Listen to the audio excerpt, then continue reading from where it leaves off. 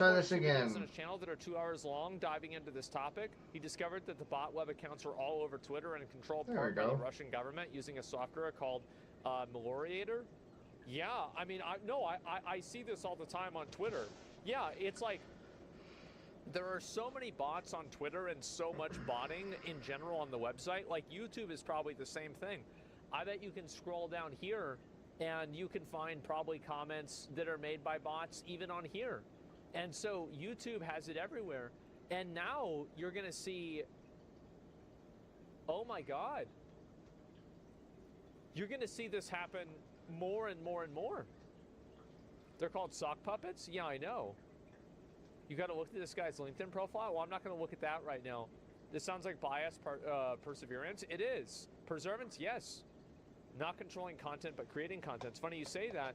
I've long talked about the green dress versus gray dress viral videos of Yanny and Laurel clips were an initial test. Yeah, because people can, if they hear something that's different or they see something that they believe is real, they will accept that it's real, even if they're proven that it's not, because they don't want to see themselves as being wrong. It's cognitive dissonance. And so I could see these companies and these different agencies using tools like this as barometers to gauge the actual human psychology of that and to figure out where the extent of it is that they can take advantage of. Because once you know the line, like it's like, for example, like if you guys had like a dog or a cat, maybe another animal, like you see how some people like can handle snakes and they just never get bit by the snakes? You know why? It's because they know all the snake's mechanics. They know that there's like the snake can do 7 things and they're ready for all 7 of those things. Like it's the same thing with a cat. Like a cat's not going to scratch me maybe a little bit, but because I know what they're going to do. They can do like this or like that. They go like they bite you. And so like you know immediately there's only a handful of things that they can do. And so if the government can build up enough of a profile on the average citizen that they know how far they can go, they're going to push some crazy shit. I'm wondering, how long is it going to be until we have a president that doesn't even exist?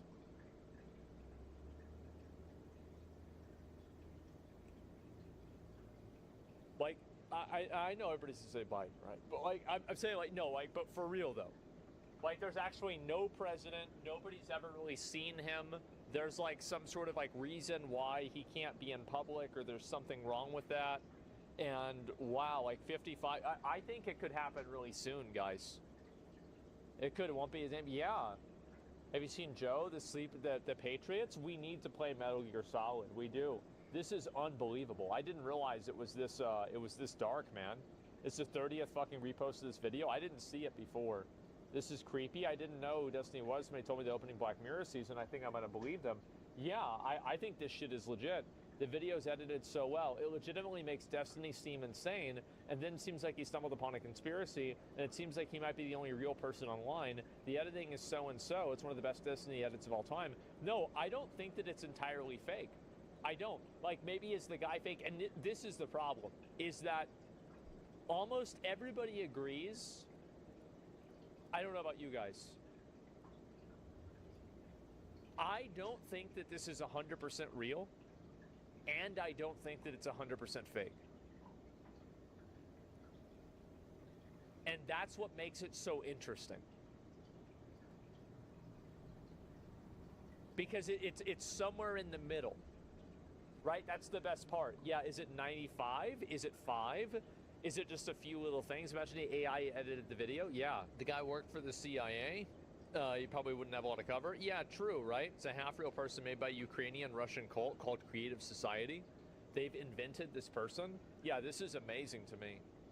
There's recently been a conversation about World of Warcraft and early access. And the thumbnail here, of course, says Blizzard hates poor players. This seems to be true. Okay, I think it's all... Welcome back to each and every one. Looks like it's all working now. I'm just double checking all my videos are up on all the sites, because I am streaming like everywhere. The whole time.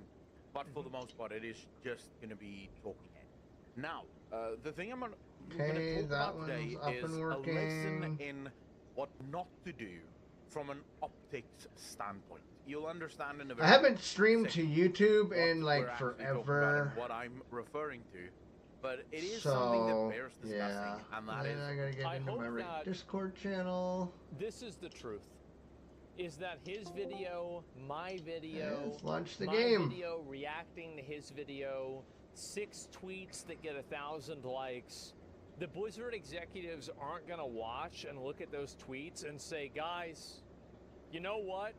Let's not do this next time. why we are It's just here. not gonna happen. Now, World of Warcraft: The Sorry. War Within launched a few days ago, depending on how you want to count it. Yeah. People like to use the word early access to say that it launched last Friday. It's late access. I don't like the word early access because That's it's right. not early access. Early access would suggest that the game was set to launch at a specific point and you decided to allow people to play earlier, which is not Yes. what you did. The game launched last Friday and everyone else had to wait an extra couple of days in order to actually play the game. Naturally. 4 days that everyone else had to wait in order to actually play the game. So fundamentally, there is no such thing as early access. I want to get that out of the way as soon as possible. Well, usually early access, like there is early access. Like early access is the beta. That's what early access for the expansion is. It's the beta for the expansion. Early access doesn't make any sense. If the game is fully playable and you launch the game Yeah. technically to everyone, then that's not early access. Early access on Steam has a specific meaning. It Yeah, means the that the game's in game is development. in early access, which means the game is not yet complete. That's right. Look at Baldur's Gate 3, for example. Yes. It launched for years into early 2021. access, and all you had access to was Chapter 1. In And there were 2020. many changes that was made to Chapter Yep. 1, and they used the feedback from Chapter 1 in order to inform decisions that they were going to make in Chapter 2 and Chapter 3. So that's Okay, what early I access is. It's think- basically just a nice word of saying beta. Right? Yeah. Now, Oh, World of okay, so Warcraft the- had The video change here. We'll get out of that. Probably listen to the Culture War. Game is up. I think we're good to go. There we are. And okay, there. Now we're all captured. Okay, I think we're good. Sorry, normally it doesn't take me this long, but like I said, I'm going to try and stream to YouTube today, as well as Kick, Rumble, and Twitch, and we'll kind of see what's going on. So that's why.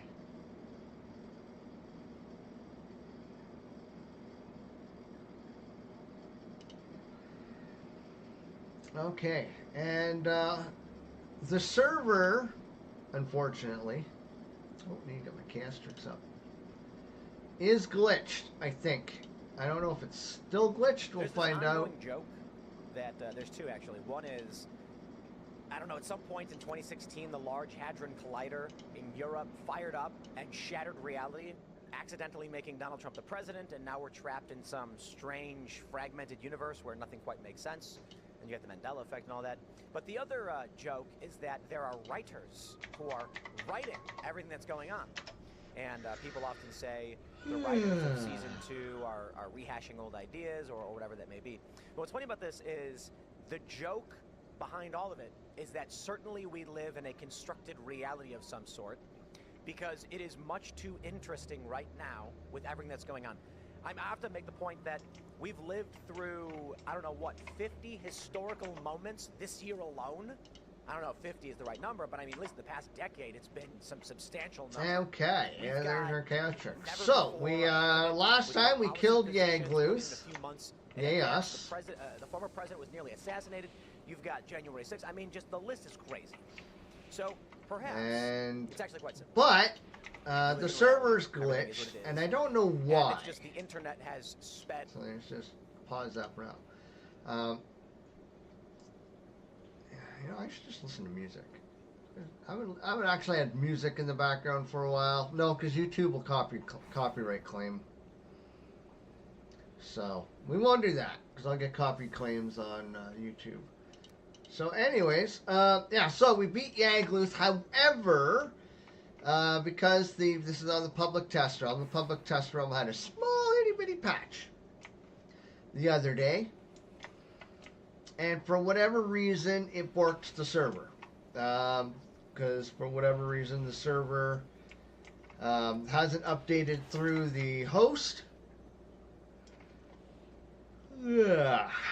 Even though it still says they are on the same version. But that's the only thing I can account for the differences, which really sucks, because what that means for the server is mobs do not attack. Bosses will, but mobs don't seem to attack unless aggroed, and looks like all loot drops are doubled, except for bosses, because I only got one head from Yagluth, and whatever, so there's a hard, I guess you could say there's a hard limit there.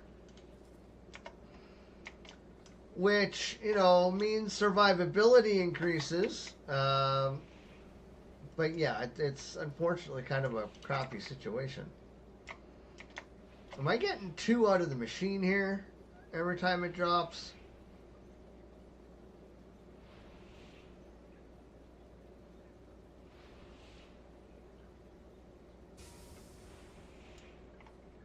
Nope. Okay, it's just 1. Okay, good. And I can apparently take stuff through the portal that should not go through the portal. So, 'cause the only mods on the server is Chaos Tricks and Belpin. That's it. You know, they're mods, so The rate of communication now I don't know if resulting it's fixed in itself it yet feeling or like not. history is We'll go smashing check us in it the out. face. Or perhaps this is all part of God's plan, and think I something had- significant is happening, and we are here and facing a test. Or additionally, we're in a simulation. I think I People have are a watching. portal over Now, here I somewhere. like the idea that we're in a simulation and we're just entertainment for some And that's my first species time somewhere getting a else just wisp. watching and Let's enjoying get the my show and rested. laughing that Donald Trump is president. But we're going to have a big conversation about religion, And we're gonna spirituality, need food. simulation theory, all of these things. And so we've got a couple of guests who are joining us. I don't know if you want to go first, Roman. Introduce yourself. Sure, I'm Roman Yampolsky. I'm faculty at the university. I do research on computer science, artificial intelligence, superintelligence, cybersecurity. So simulation is kind of a small subtopic within that bigger, very interesting framework. Do you believe we are in a simulation? We are. We're definitely in a simulation. This is going to be fun. And then Brian, how about you? Well, my name is Brian Sauvé, and I am a Christian pastor. I need to make out in more Ogden, Utah, which is wolf called Refuge Church. turkey. It's a Protestant Reformed What church, else do I need for and I'm wolf also turkey? the founder and president of a publishing company called New Christendom Press, where I release music. They're not wolf finishing turkey, a wolf book, kebabs. and most wolf importantly for skewer, this conversation, do a couple podcasts. Mushroom and onions. One of them is called. I mean, I Haunted could just Cosmos, do jerky, where my but co-host Ben Garrett and I talk about the intersection of Christian theology with high strangeness, allegedly supernatural Onions phenomena, government conspiracy, and and anything else mushrooms. that interests us, because we can do whatever we want. It's our show. And we talk a lot about materialism oh shit. and how its failure damn is it. an explanatory Well, I guess we're getting regular wolf that sort of thing. So meat here. really interested in this topic. Super cool, man. Well, I'm Ian Crossland here to join, and I agree with you. Like matter, when you talk about materialism and like matter, at what point is matter like after you plasma? There's something is still going on. It's just not material. And I've been thinking a lot about like remote viewing lately, and it's real. And the CIA works on remote viewing, and like, does it have to do with quantum entanglement? Are we talking about subatomic phenomenon, or is there something that's just literally beyond the physical realm as we know it? But So we're going to get into it, and then also Ian is here, and for a couple reasons. Ian has long questioned spirituality and existence on Timcast IRL, and many people often ask him to sit down with learned men who can help him better understand the nature of reality. And so I figure Ian adds that wild card element and the questions of all of these things, which will be rather interesting.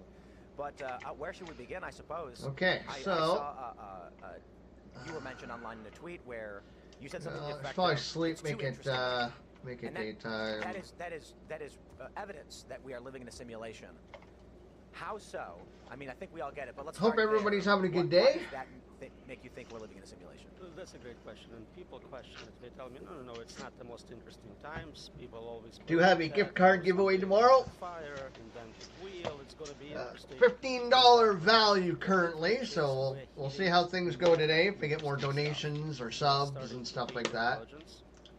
So a requirement for having simulations, and we're starting to pay it realistic simulations. So that's two meta factors. If I was running ancestral My simulations, my I would be supplements. interested in that time frame. This is where it's who's going to create super intelligence? Will they be able to Got my control it? magnesium one Can they next. tell real world from fake world? Now Setting up I ethics forget for which one future of these simulations. This is the interesting is thing, not the fire. But I think if we're going to base it off of my there's a Centrium. lot more to break down in simulation theory too, especially. Okay, yeah, If we're this gonna is the base, one that I wanted. You know, what's happening now and what's interesting. If we're going to use that as a basis for why we're in a simulation, I honestly just default to we are entertainment. And if we as a civilization Are we in a simulation? It sure seems that way. Universities are running simulations, I guess, but that's probably a tiny fraction of the simulations that exist. So we have a plethora, probably tens of thousands of different simulations that exist in video games, emulated reality for a variety of reasons. See, like it doesn't say I can't There's only take it a through the small portal. fraction of these simulated realities that actually exist. I don't know as why. Some kind of research. think Like, it I stands should to not reason be that able we to do exist in this. Some kind of entertainment. But for And whatever I think reason, I the can't. first thing Unless we they are probably changed going it to in do the with update. AI, Maybe they changed it so you why can't make TV take shows anymore? Why um, hire crews and cameras this and stuff lighting through the and portals writers now. when we can just I create didn't look at the patch a million notes. different AI simulated realities and then But let like I know there's mods that let you do this. But I don't have those mods and you've got a installed. bunch of weird alien creatures or even humans sitting at their computers and they're all hitting the like button. But I on might as well take advantage Earth of it. 2024. Wrong And way. there's one dude sitting in his pod eating roaches, and he's like, guys, Donald Trump became president in this one. And then everyone starts watching. And so it seems to me that if we are in a simulation, it's probably more likely entertainment than research. You know, anecdotally, I vaped DMT for the first time in my life, and I witnessed these creatures. Like, first of all, I just saw spiraling shape patterns, like the letter A, the letter F on its side, like a triangle, and like they were. So like yeah, I ribbons think I and was patterns trying of to numbers and tame. shapes, and then these ribbons became. See, like, watch, this with an Desquito intricate outline of this woman's arm, and she was Probably waving won't even towards aggro the on me. allowed the simulate the That's- visualization. that's to messed continue, up. And then all of a sudden, it was like three. Yeah, beings. see, I don't like that. This male being, they were like shimmering light, and I mean, I do like they it, saw me, and but they were highly I don't like it. You know what I entertained. This is mean? part of when you're Like, saying who that you doesn't think like it's having a entertainment for someone Desquito not? Sort of being. I think you might be right. And they Really? were I missed? fascinated that I could see that. See, like, they were like, I thought he was actually going elated to that I gun could for see me them. there. It was like a video game character that realizes it's a video game character, and I was the video game character for them. I don't know if it was just pure hallucination. I'm not the only one that's talked about this kind of thing either, and it wasn't like I wanted to experience that. That's just what happened after Well, I did you puffed get it? this Oh yeah, I know.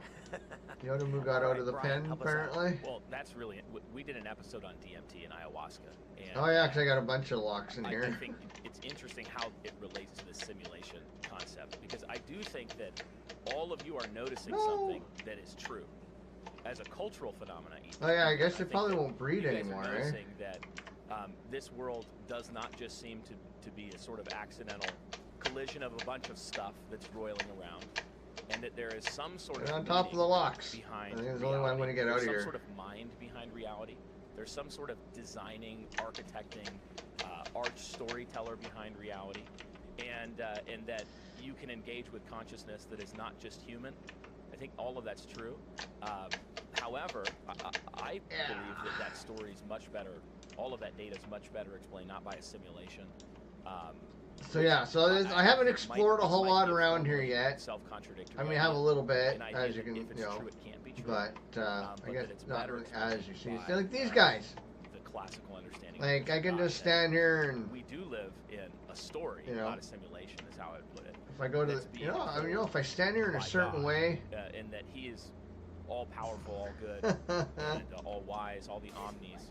See, And then he'll so attack when me if he I tells a story, it's not just hit on the him. page like when we tell a story. and I got This is something 3 out of that's that. in this image, Like that is but it's actually, ridiculous. real, and it has extension in space. 3 And blocks. even So if yeah, that there's is something goofy maybe with the a second server. cause I don't that know what it allows is. for, real will and real freedom, which is another thing that I think simulation theory would obliterate. But I've never really explored the uh, Mistlands, so I'm going to take this as an opportunity because I'm not cheating. It's just the server's bugged. End up being a deterministic world where And all I don't meaning like is it. destroyed, and even the possibility of justified and rational knowledge.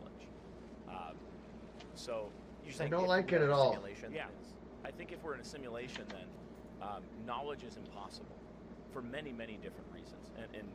And actually, not just knowledge, but especially rational and justified knowledge and belief would be impossible. But why would it be impossible? So think about it like this. If you're in a simulation, how do we arrive at knowledge? Well, we deploy our senses, sense data, and we deploy reason. So we look at our sense data and we compare it to what this seem isn't to be really all that necessary better from what it abstract was objects before. like the laws of logic, the law of non-contradiction. And I guess in a I could stay simulation, zoomed out. well, backing up, I would say that in order for a person to reason in a way that would be rationally justified, he actually has to believe that his mechanisms for data input and analysis of that data is reliable. However, if we live in a simulation, then both of those things are destroyed. Because all of our sense data is actually deceiving us. Yeah, like I've gotten in here a little bit without a wisp. And I also think on a meta level, and this is really more of a philosophical Oh, I didn't take question my than a pickaxe or philosophical anything with question, me. but I think that on the meta level, it can't actually account for Oh, right, yeah, we things need the like wisp. abstract objects, like the laws of logic, laws of I like the mathematics, original Star Trek moral sound. realities, things like that. Unless somewhere in the simulation, even if you went to base reality and you asked the question of, is base reality a meat space, like people joke about in Minecraft, meat space? Is it that kind of? Is it like us, like what we think we are, or is it itself a transcendent reality? And at some point, you have to reason back to where did this wisp come is from? actually kind of weirding me What's out. behind Okay, so there's it? a What bug accounts for there. those abstract Yeah, see, laws it's not and abstract it's not laws? aggroing on me. And on that end, I think you still have to posit God. It looks kind of cool. I mean, I get to actually look at the Yeah, at the let's- mobs. yeah. I haven't actually God isn't seen them necessary. before, because I'm usually He's running away from them non-contingent. all the damn Unlike time. us, we're contingent beings. Even if simulation theory is true, this is true. We exist contingently, meaning we don't have to exist, and we exist because of I something. mean, they're really actually a God's really self-existent, decent looking mob. necessary Has being, no eyes. who's maximally good in every way. And Surprised it therefore he's doesn't try to eat the timeless, rabbits, changeless, because that immensely would be its powerful, food. And he exists outside of his creation, and yet is immanent in his creation. I would say that all things exist within God. All things are not God. I'm not a panentheist, but I don't see this as being contradictory to simulation theory. yeah. Oh, there's another dude right here. Often, Seamus Coughlin and I, when we would discuss these things, we would say simulation theory seems to be a sci-fi labeling of religious theory in a lot of ways. And so what you were saying about knowledge not being possible, I can agree and disagree, but so I'll explain. Knowledge of the existence beyond the simulation would be impossible. You could only know and experience what the simulation was designed to allow you to know and experience. But that could be stated exactly as if the universe is a construct of God, you can only know. So I and experience kind of what don't God really has want to allowed advance this reality for the you to know and game too experience. much right now, Ian since talks it's about bugged. meeting elves and experiencing these things, and those are still within the Because like I realm said, of it'll feel human like I'm perception and consciousness. cheating. I would love to talk more about that too at some point. Yeah, absolutely. But I hear these stories about, past life, near-death experiences where people feel like there's a giant ball of energy that they're drifting towards, or something to this effect. And the sun. There are maybe, but there are certainly things beyond our comprehension. I should have brought. And if God does exist outside of this construct, then we Well, can't see if we know can find something what cool, exists, or even fathom what and is God, we'll or kind of work our way back. what God exists. What Grab is my the realm of pickaxes God? and I stuff. see those as just different ways of describing the same thing, be it simulation or otherwise. And Tim, that's a really good point, actually, that even in Christian theology, what we would say, two things we would say, is that man is limited in his ability to comprehend and apprehend, but he was created by a creator for something, and so he's fitted for the duties to which Looks he like was created. ribs. Same as simulation. So he's fitted to understanding the world. However, we can't know God apart from God's divine self-revelation, which he unfolds through creation, which we theologians call the book of nature. You observe things about the world, and we make inferences to best evidence, to best conclusions from the evidence, things like that. We were fitted for that sort of work, and the universe is knowable, but it's only knowable, I would say, if God is upholding those things. Big ass bug. For example, like to justify that statement somewhat, I would say, why would we expect for physical brain Okay, no, we're states just to have back. anything to do with something like objective truth? Why would we Thought I expect saw a for bug the brain walking out states here. of a I highly guess I evolved didn't. primate to have anything to do with a correct apprehension of the fundamental reality in which we live. Why would we? How is matter about anything? How does matter have intentionality? How can matter know anything? There's secular answers to this. Yeah, I don't believe any of them are compelling, just to be frank. I think there are attempts at ascending essentially building a sandcastle from the first grain of sand being just starting with mere stuff, and then spinning out theoretical models where we could account for human consciousness, justify true belief, Yeah, so it's kind of wild. objects existing like mathematical laws and laws of logic and moral laws. However, I think those things are as uncompelling as if you were to ask an archaeologist, explain this ancient manuscript that you found out in a Dead Sea Scrolls out in a pot somewhere. But here's the rule: you're not allowed to appeal to the existence of any intelligence in doing so. Now, could I develop an elaborate story as a human being with an elaborate consciousness to be able to say, well, there was some reeds and they dried up and there was an earthquake and it crushed them up and it created a powder and water reconstituted it, it fell between two flat rocks and made a paper, and then a beetle crawled through a fire and he, put some strange markings across it, and I don't know, it's like, of course, if on the level of the rules you rule out the existence of a cosmic intelligence, what Chalmers in his book Reality Plus, talking about some of this stuff, he calls the cosmic God rather than the simulator God. Well, then, of course, human beings will come up with some story to explain it, because that's what we do.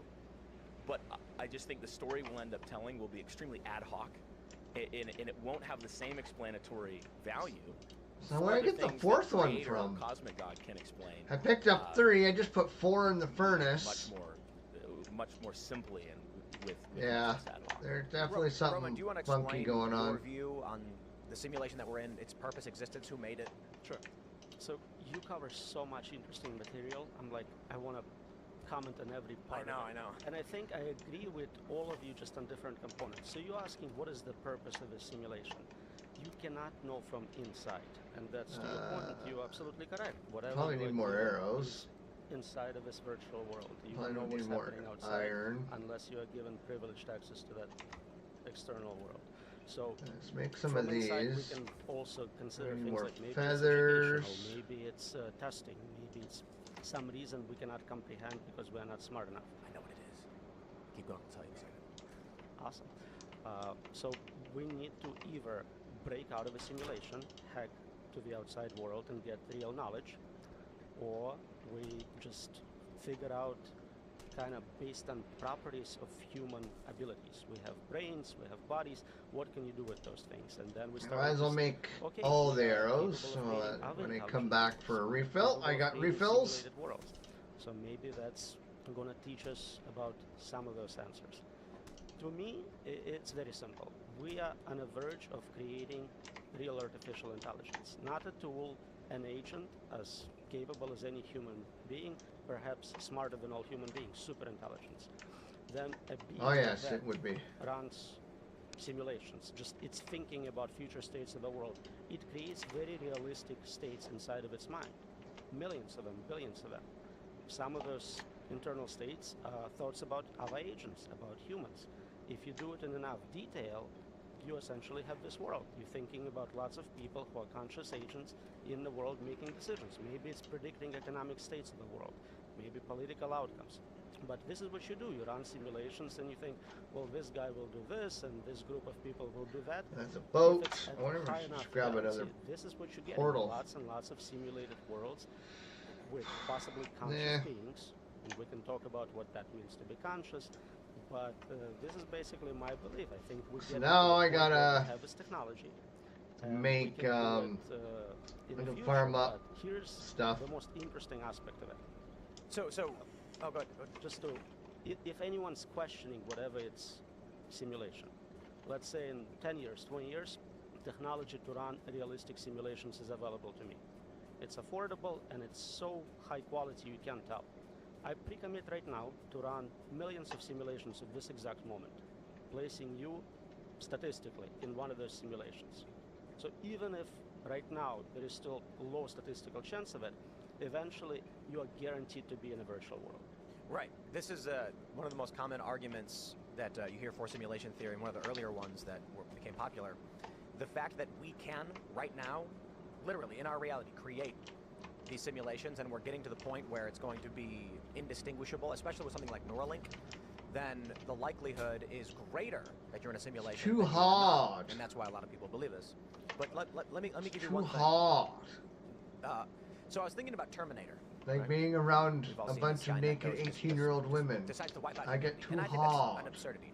The idea that we would make an AI and then it would be like, and now I will go to war with humans is stupid. We create an AI, it's going to need humans to perform labor to sustain itself, along with its other mechanized components. It Yeah, would see, probably seek two to control two and meats. utilize I should only get humans. one meat. And in that, the incentive of the AI would I actually mean, you get be more to than keep one humans docile and happy. of the furs. So you'd probably but- get the AI would create simulations or entertainment or things to keep humans perpetuating or providing its own services. But in thinking about that, I said, how do you avoid a Terminator scenario in developing AI? If we were to create an AI program and we're trying to get to artificial general intelligence, the point at which it looks and can behave exactly as a human, way beyond human capabilities, but to a human they wouldn't know the difference. That's a lot of work and a lot of risk. You unleash something like that into human civilization and you may end up with a sociopath that wants to make everything just corn.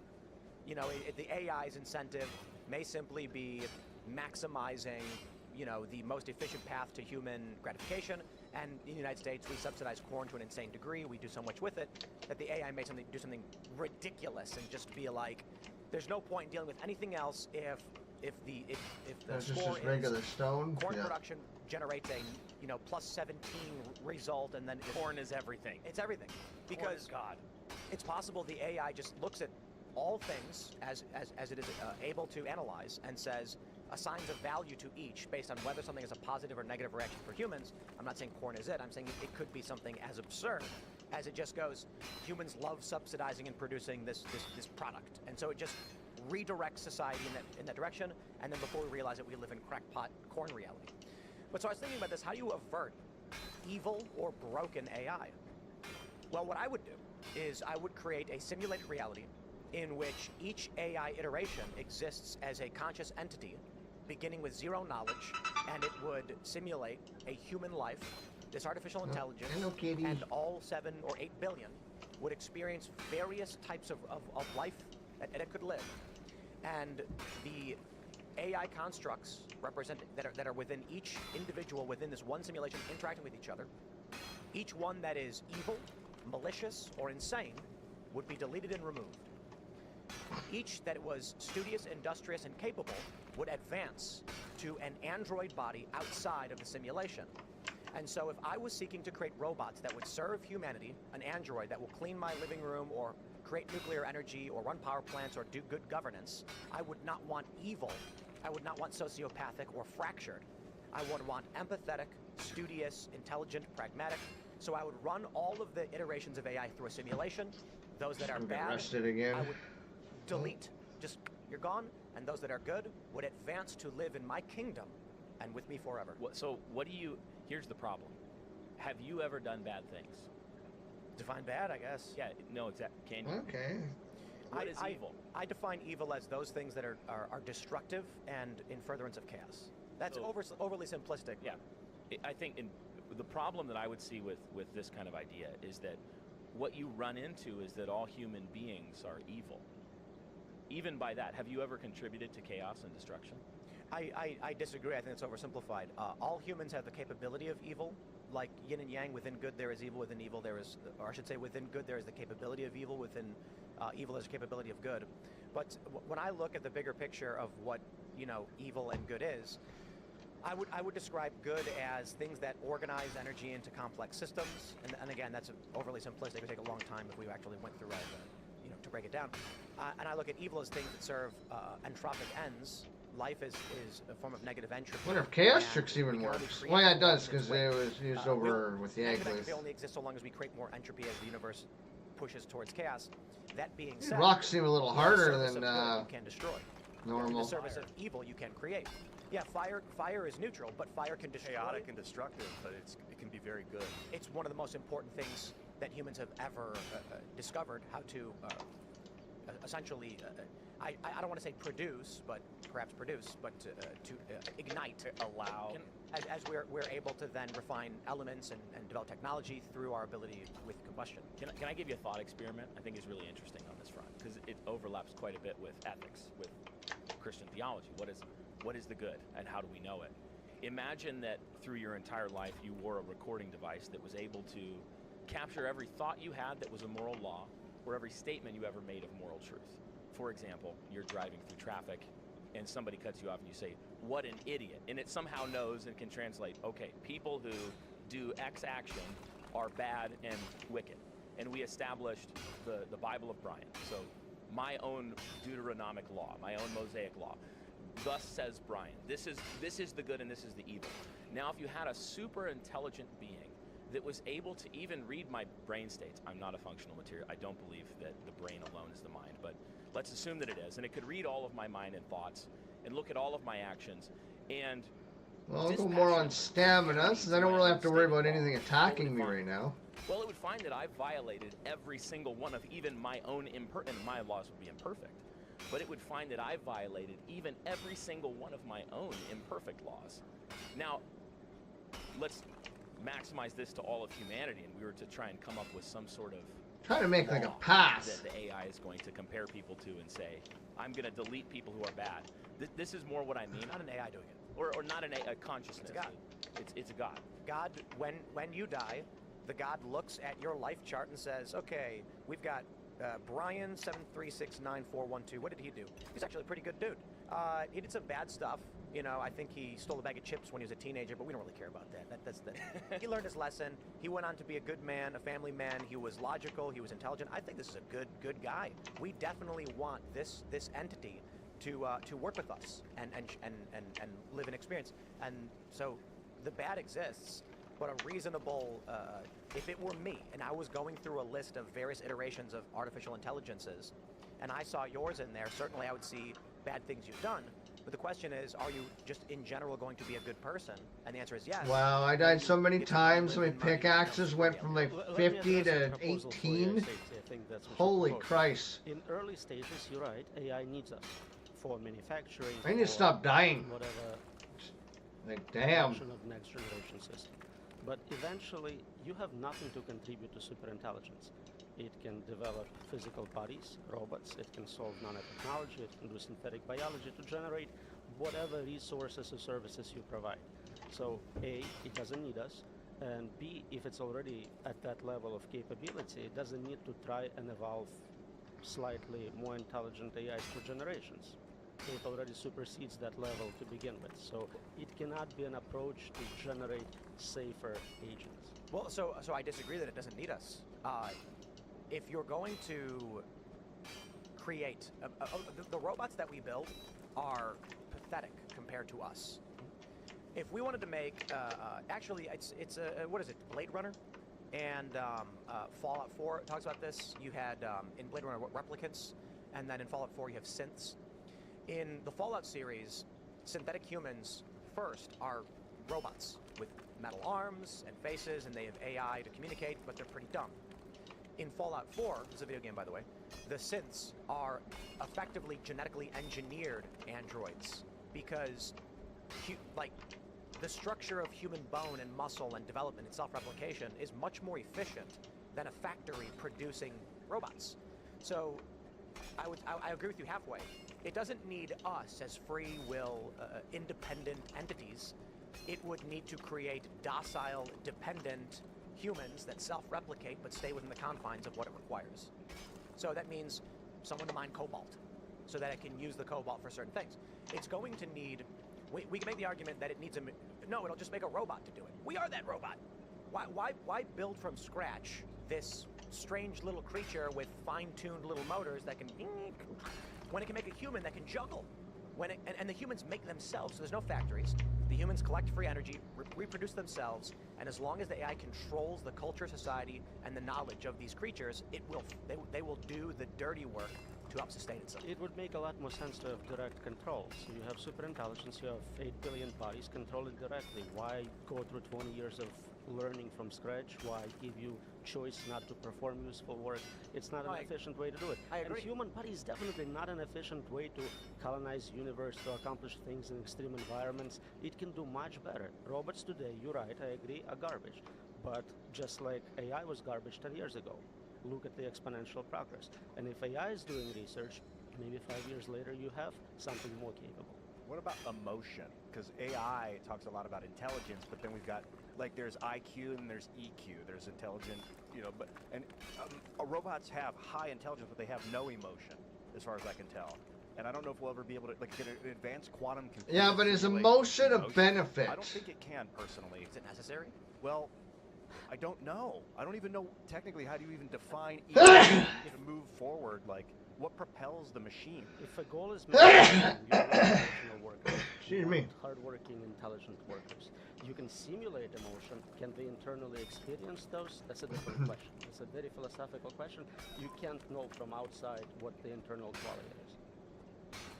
And I think that's an actually important question about AI at all, is the question of what is consciousness, and is generative AI actually, cards on the table, I don't believe that it's capable of achieving consciousness, properly defined, because I don't think that that's actually a metaphysical possibility.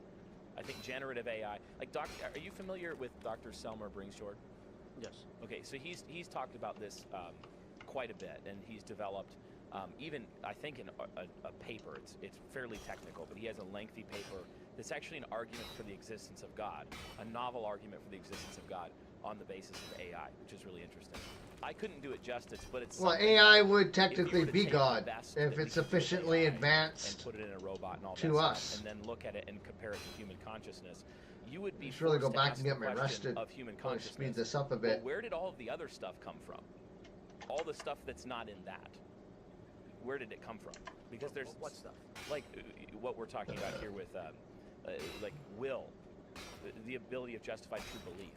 These sorts of things I don't even think they're possible. Like the Searle's Chinese room, I've never been satisfactorily convinced that claiming that the system knows Chinese evades the force of that objection. What's that? The Chinese room is a thought experiment. It's an old one and you might know more about it than I do, but it's an old thought experiment that basically attempts to simulate in an understandable way to a person what's happening in a computer. And so it imagines that there's a room in which you put an English-speaking man. And the English-speaking man he has a somehow exhaustive volume of rules that teach him in Chinese characters, explained in English but with Chinese characters, to explain what to respond with when certain symbols come through a slot on the door in paper. So a Chinese speaker outside of the room puts a piece of paper in the slot with a Chinese sentence on it, or paragraph, or whatever. And it takes a really long time, because he's slow, he's a human, he's not a computer. But he compares it to his book of rules, and he responds with the ideograms, the Chinese ideograms that the rules tell him to respond with, and he puts it out of the slot to the Chinese speaker. And the Chinese speaker assumes that the person in there is having a conversation with him or her and knows what they're saying. But he doesn't. He has no idea the content of the Chinese sentence that he received or responded with.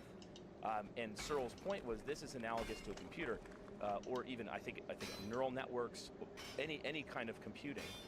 Is going to be able, through rules and input and training, I'm going to have to head back to repair it's anyways. going to be able to formulate responses and through reward structures optimized towards beating a simple Turing Then I test. probably won't find my way back But it here, doesn't so actually know we'll have Chinese. It doesn't know what it's doing. improved my mining ability. Without a point of reference for what any of these symbols represent, then the individual, I think it's easier to explain with math than with Chinese.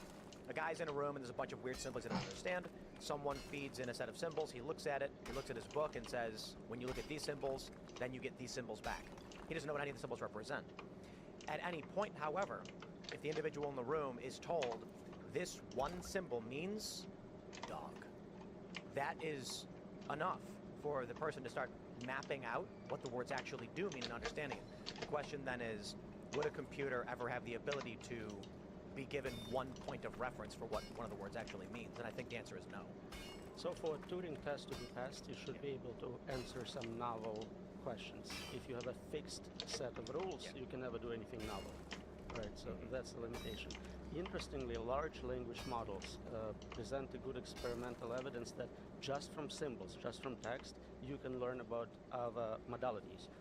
Trained on text, they were able to produce visuals. With programming language, they would create pictures and could answer questions about that 2D or even 3D world in visual space. So clearly there is some limits to the Chinese room argument. Oh, I think the Chinese room argument, and the point of it, and again, like I'm a Christian theologian here. I'm not an AI expert with Dr. Yampolsky's decades in the field, and I could not sit down and explain front to back how to build a neural network and all.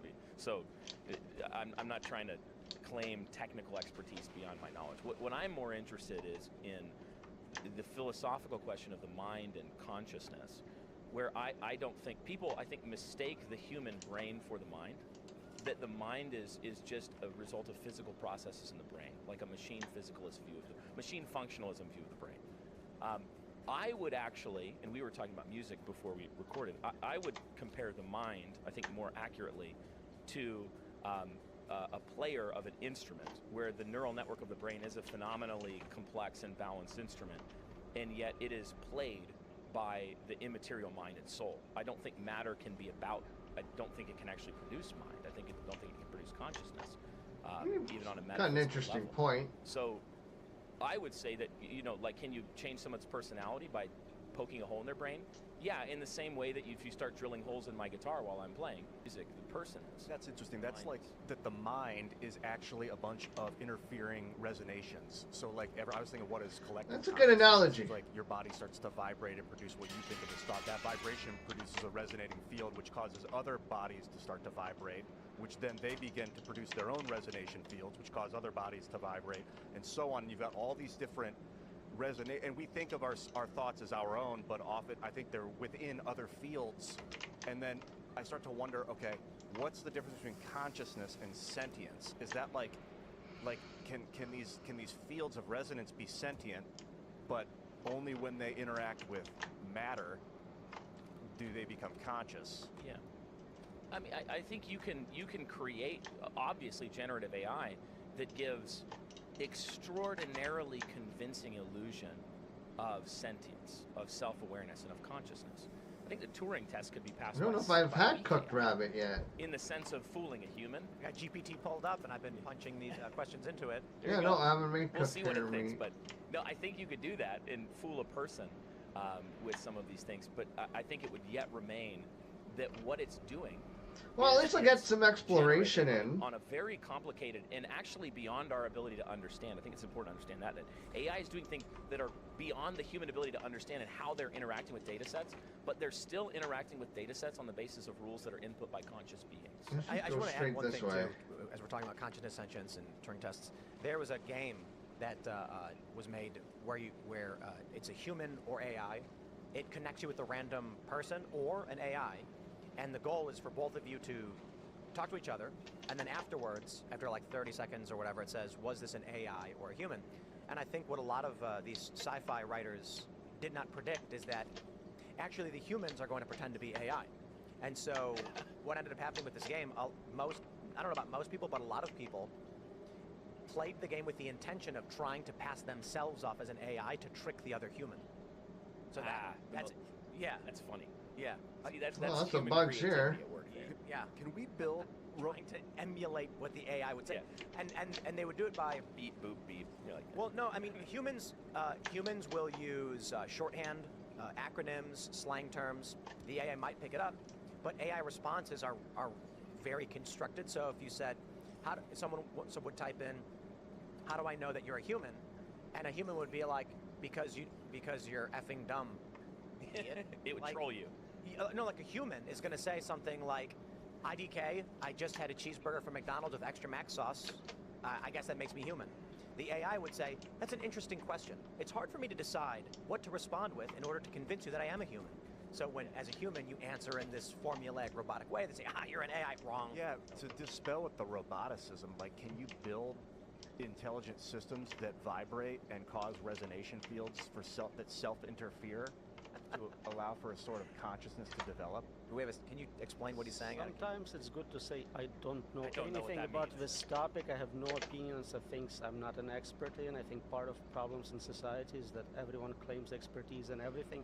I know thought the nothing. Wisp When you- would open up Have you a worked on lot building artificial more intelligence systems before? to see than you artificial do. It's intelligence not researcher. I teach AI. honestly I all don't that work much with better AI. I think it's unethical to build. than You running notice around without it. differences in the structure Like, I of the can system stay of zoomed the out a little intelligence further, within because the I mean, chain without it, function I of have to be like intelligence zoomed itself. all the way If it's in, a but quasi-crystal, or if it's in like the shape of a triangle, does it function different? If it's in the I shape mean, of a honestly, square? it's not really opening up that much more of the map. Like, I think he's saying spherical crystal that contains let me AI, would translate, would it Ian. function Please, differently yes. than a triangular crystal? does the function of an AI perform differently within different types of computers or It's operating substrate independent. We can run it on meat, we can run it on silicon, we can run it on quantum computers. Doesn't matter. We can encode the same algorithms. And So whatever it's in, they can make it do the same what thing. makes us human is Thank that you for translating. our substrate, He's a hippie the weird. differential on our substrate changes the way we act.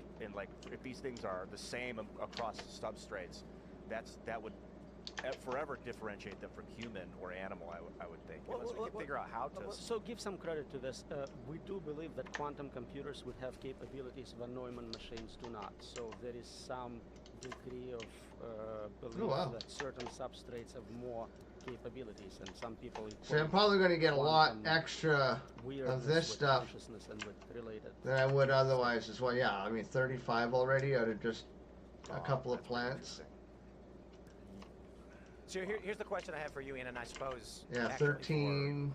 for the panel is this. You know what Ian is basically asking in a very weird way is the structure of the machine itself. Yes, it is be a it human. its shape or its Well, components, it's will that technically change the way the computer superhuman. operates. And you're saying that whatever the algorithm is, it can operate in any substrate. Right, but here's what we are getting to. Once you have human level capability, you can make artificial scientist, artificial engineer, and so you Oh. start self-modification, self-improvement process, where the system you build is not the system Wonder 2, where it 3, 4 is. generations later. And if it's good enough, what it creates is already out of your control, and you cannot predict or explain what's going to happen. So it may be very successful at engineering much more capable systems. Humans take time, they sleep, they eat, they get sick. This system needs none of that, and it works at higher speeds. So what we see typically take 2 years to see the next generation of large language models. Maybe it will take 2 months, 2 weeks, 2 days. So you have this exponential explosion of intelligence. I want to pull up this image we have here. This is an old post from a video game called Horizon Zero Dawn. What you're seeing, for those that are watching, for those that who aren't, I'll try to describe it to you. You have what looks like a big blue translucent pyramid, and as this pyramid shape sweeps across the landscape either disappears or reappears. What this is the camera view of the video game character, and that's why it looks to be a sort of a pyramid, because it's the shape of your screen. When you pan the camera, what you are not looking at ceases to exist. What you are attempting to look at will begin to exist as the camera moves in this direction. This is how open world video games are able to render massive worlds without using up all their memory all at once. The memory understands what exists in the game world and where it is. However, this is why in a game like Horizon Zero Dawn, for those that aren't familiar, I'm not going to give you the full details of the game, it's just the program is what's more important. There are enemies, and the enemies are robots. If you destroy one of the enemies, leave and come back, the enemy has respawned nearly instantly. Why? Because the game knows in these coordinates this thing exists, but after you leave, the memory is erased until you come back and look at it again. This is interesting because... Well, I haven't had a really good look at one of these spiritual things. New Age That things eyes like on The the Secret. side? Are you guys That's kinda familiar with creepy. The Secret? Yes. Old documentary, are you familiar with this? Very mildly. Old documentary that claimed you could manifest reality, basically. Oh yeah, The If you Secret. woke I up in like the it. morning and you visualize it, made a vision board or whatever, that you would make these things come true. I don't believe in it. But then there's also the double slit experiment. Yeah, I mean, and it's not uncertainty. a guarantee, And but many people who talk about simulation theory it's not look at this and say, honestly "This about is exactly true what we're talking about with the double slit manifestation so experiment." much as When you are not perceiving reality, it actually putting you doesn't into a exist. frame The of question then mind. is, if So yeah, so The Secret isn't about necessarily if I believe that $10,000 is going to manifest itself into my bank account, that'll happen, right? It's not what the secret is. The secret is about that is there is a journey, right? And that journey is from where am I now to what's the end of the quest. The end of the quest is $10,000 in my bank account. So by basically visualizing what would that be like, right? If you had $10,000, what would that feel like? What would you do? How would you behave? You know what you know what behavior got you there, and the idea is to get you in that behavior now, so that you can get there. So, and the secret isn't about all of a sudden, you're going to have $10,000 in your bank account. That, that's kind of a false premise, and unfortunately, there's a lot of people that do get it wrong and don't understand. And for all of the stuff that Tim likes to talk about, as far as what he can visualize and see and stuff like that, there are some concepts he just does not understand, and and that is definitely one of them. Okay, so what is this place? We got a mysterious text. We sealed the door and scattered the key. Leave her be. Okay, so is this one of the bosses?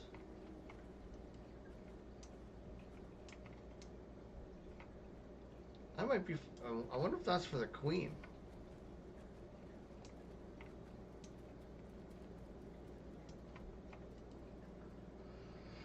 We sealed the door, scattered the key. Leave her be. Yeah, I mean, if the queen is already somewhere and is kind of secured, then yeah, why would we fuck with her?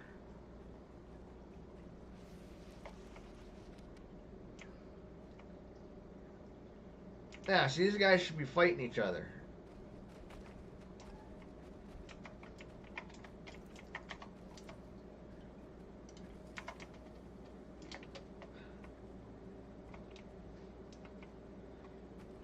I wonder how helpful they'll be.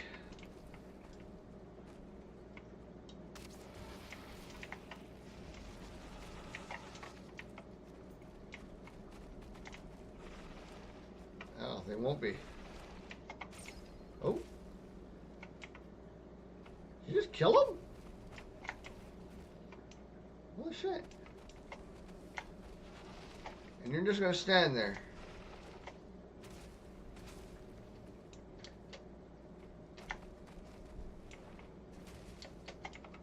See, you just gotta crunch the tree for me. Ow. There we go.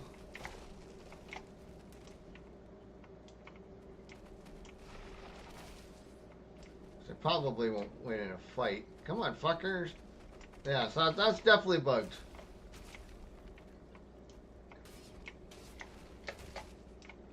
Ow, that hurt.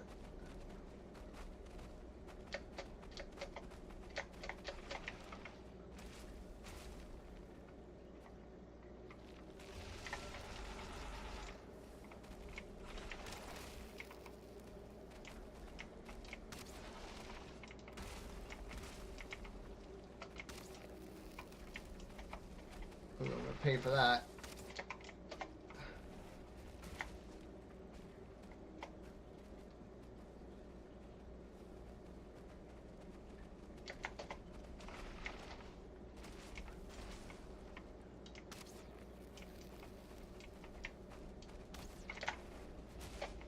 Ow.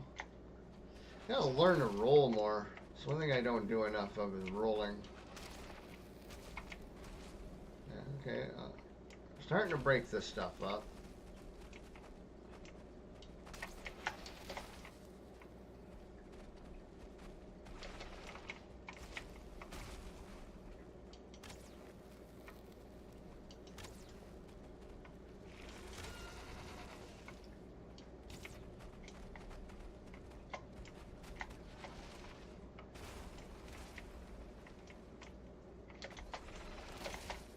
Thank you.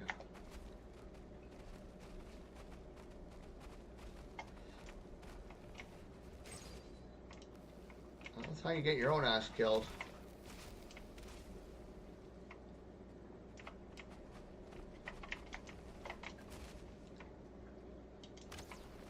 Can't take too many more hits like that.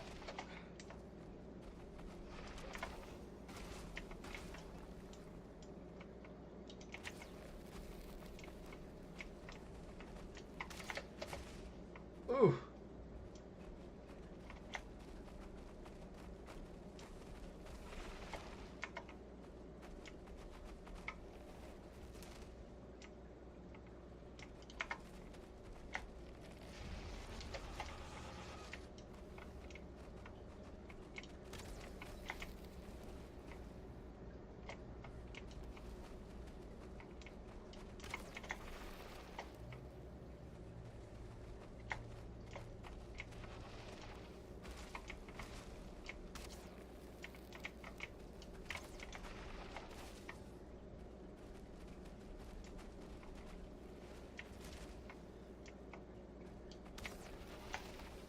Jeez, when you think you're far enough away.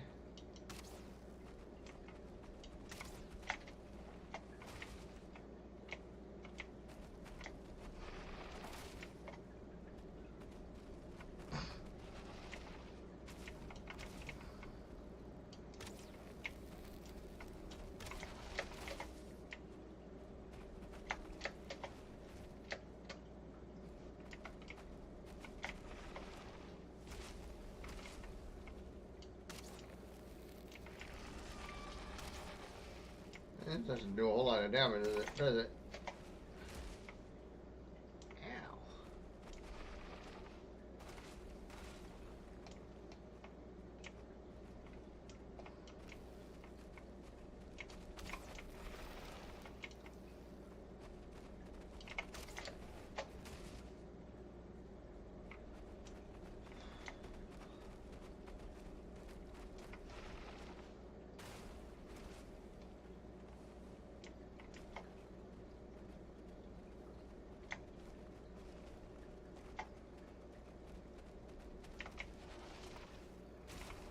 Thank you. Oh, missed that one. Little bastards can move, too.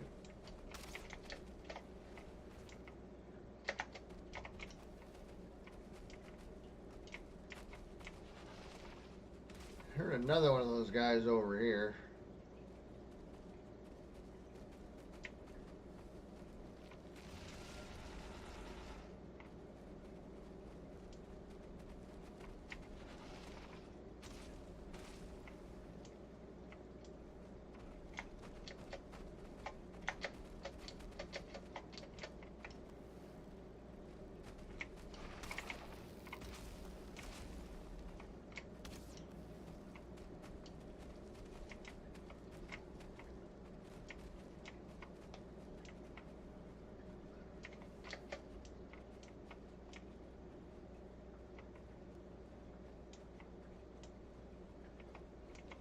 Find some of that iron or something.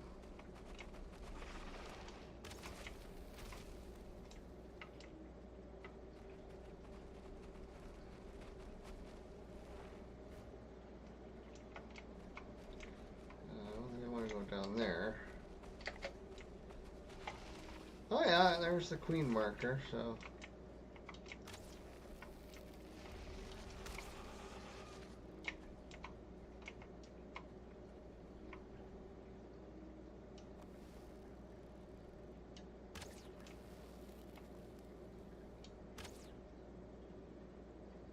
I think I got tired.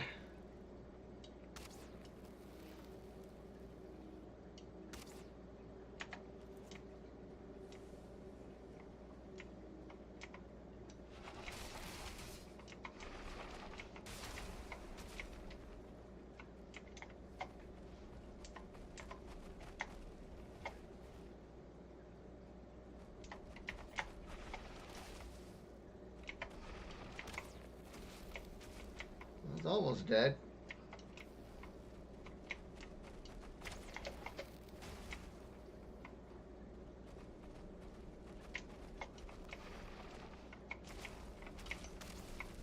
Getcha, biatch.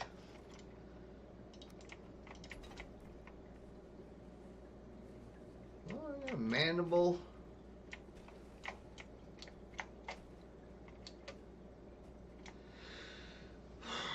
Whew. Oh, that's kind of stressful. Okay, so these guys are very passive. Maybe I need to go back, double check in the settings. Don't get lost. I will get whatever I want.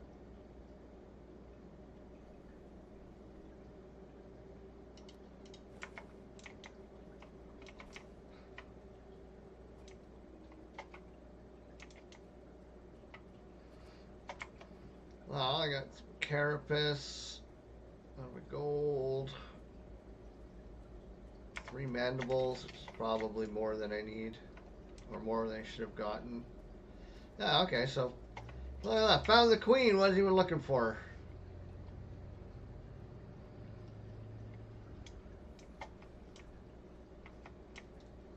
I don't know, let's kind of head back.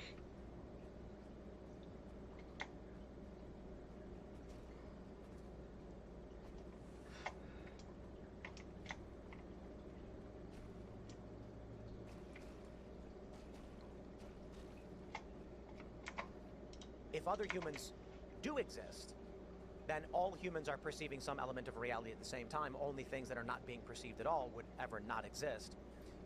To not get too deep on this before we get started, the general idea being, when people look at how we create our own simulations so that we can play video games where in this world it's a post-apocalyptic scenario and you're, pulling parts out of robots, they say this is basically what our reality is too.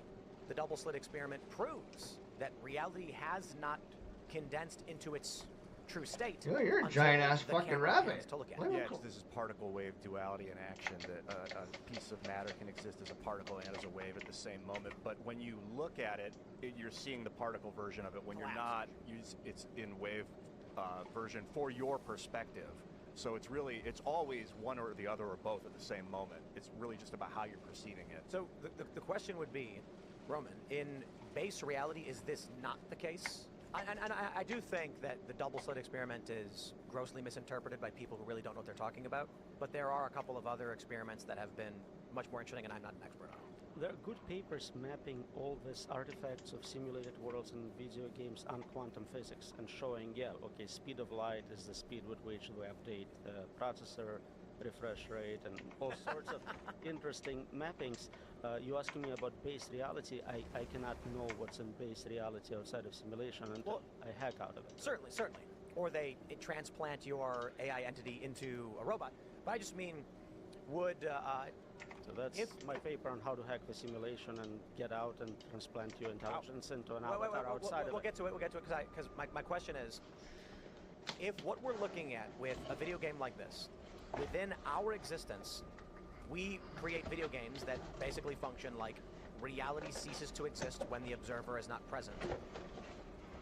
Presumably, a base reality could not have that function, lest it would just be another simulation. Unless the nature of reality itself is that objects do not exist until there is an observer to create that function, in which case we could very well then be in base reality. We are very biased with the physics we experience in this world, whatever Newtonian or even quantum physics outside of simulation could be anything, really. They don't have to be consistent in the same way, they don't have to be anything you can relate to. They're not physical bodies. All of it is assumptions about what this simulation is kind of in the image of base reality. It doesn't have to be. Right. I think that's a good point. This conversation is one of the reasons that, to me, simulation theory itself it's fundamentally non-empirical and unfalsifiable. It can't. So the point being that if you're in a simulation, you couldn't know that you were in a simulation in any way that would be rationally justifiable.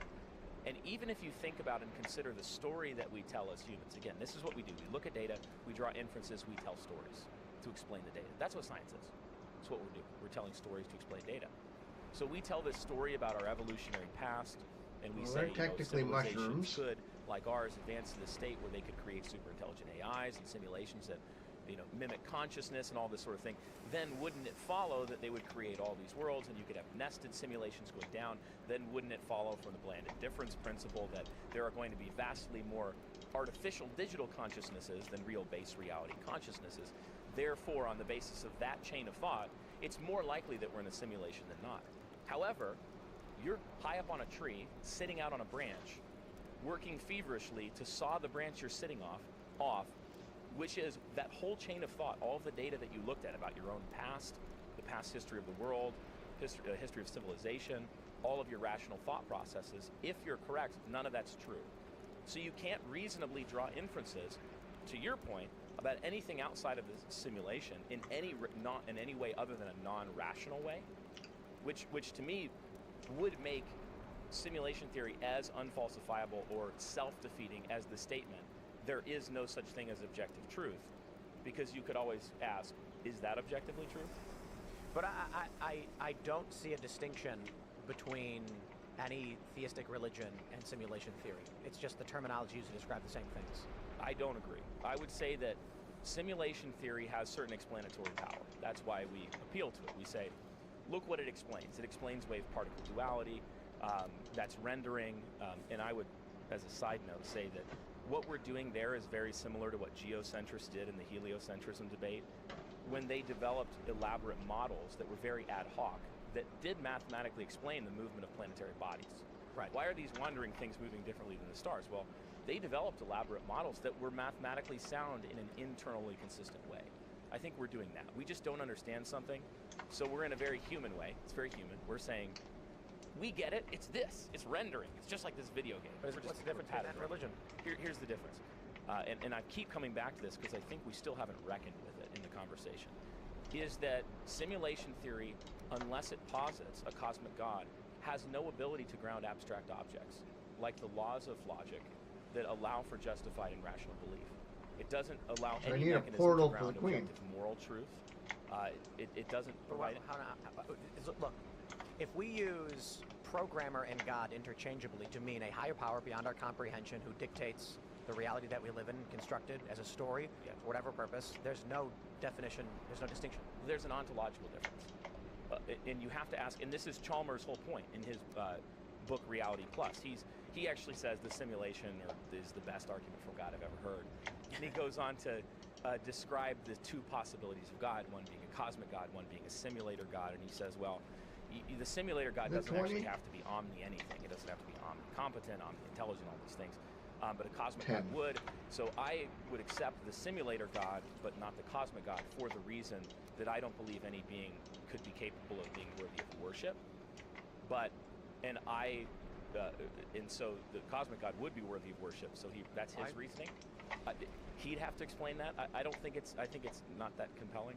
Yeah. And Parker Sedekase and James Anderson talk about some of this on their work in AI and simulation theory from a philosophical and Christian perspective. But the difference is that, so you reason back leftward in the chain back in history and simulation theory. You have to end up with a base reality. Now, either that base reality is physical. It's fundamentally like ours in some way. It has computers that are physical. In which case, you still have to answer all of the philosophical and theological questions about, in that world, how are the laws of logic grounded and sustained? In that world, how are any abstract objects sustained? Or you reason your way back to that leftward thing, the base reality, is actually a transcendent reality. It's not physical at all. And that when we're talking about computers, what you're actually envisioning is simply a divine mind. And that would be something like Berkeley's idealism, philosophically. So in this whole conversation, I think what you have is, if you've ever seen the meme, where the scientist is, dragging the sled up the mountain, and he gets to the top, and he's like, I've figured it out, the theory of everything that unifies all of physics and human thought. And then he looks over, and it's like a Christian pastor sitting there. He's like, hey, welcome to the top of the mountain. You've reasoned your way back to an abstract, necessary being who's self-existent, who is omni all these things, who's the only way to rationally justify abstract moral objects, the laws of logic, any of these things. And basically what you've ended up doing is, and this is why I think it's such an interesting conversation, you've become a theist. And then I would deploy many arguments to say, and you should be a Christian theist. It almost just feels like simulation theory is a sci-fi way of describing like pantheism or something. Yeah, with pantheism, like, I think of God, well, it's in one way as a vortex at the center of the universe, reversing entropy, pulling things towards each other. But then you study Nassim Haramein-Schwarzschild proton and see that every proton mathematically is 2 protons revolving around each other at the speed of light with a black hole in the center. That's true? A vortex, yeah. Now, we should have him on someday, Nassim Haramein. Roman's giving me a look. You check out his Schwarzschild proton Send me the link. paper. That sounds like Yeah, but fascinating math. Here's a thought experiment I think you can perform.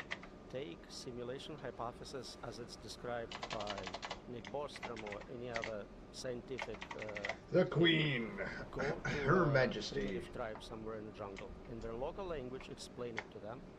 And then they have no writing, so they orally transmit it for a few generations, come back 500 years later.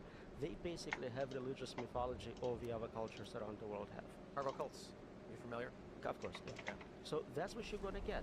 And if you look at different religions, they agree on many of those fundamental concepts. There is a greater being somewhere in the universe.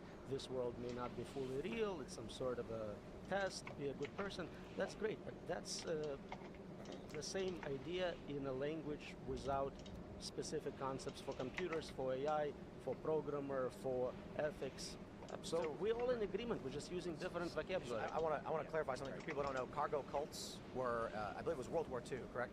There were islands that had, with natives who had not been contacted by modern civilization, and when they saw fighters, planes flying overhead, they built effigies to worship these things, hoping they would come back. They thought they were deities or some kind of, god. I got just dudes in airplanes. a general Planes brought free stuff. Right. It was bringing stuff. They'd land, supplies would come, and they'd worship and be like, bring more. general question on simulation. Like, I can tell pretty obviously that our senses, our body is sensing matter, vibration, and it's simulating the vibration as senses, as sight or as sound. So the body is like a simulator simulating the vibration of reality. But what is it? What does it mean to be in a simulation? Or how do you perceive that we might be in a simulation? What does that mean? To me, it's like you're playing a game. A really well-designed game where the quality of rendering is similar to what you expect reality to be.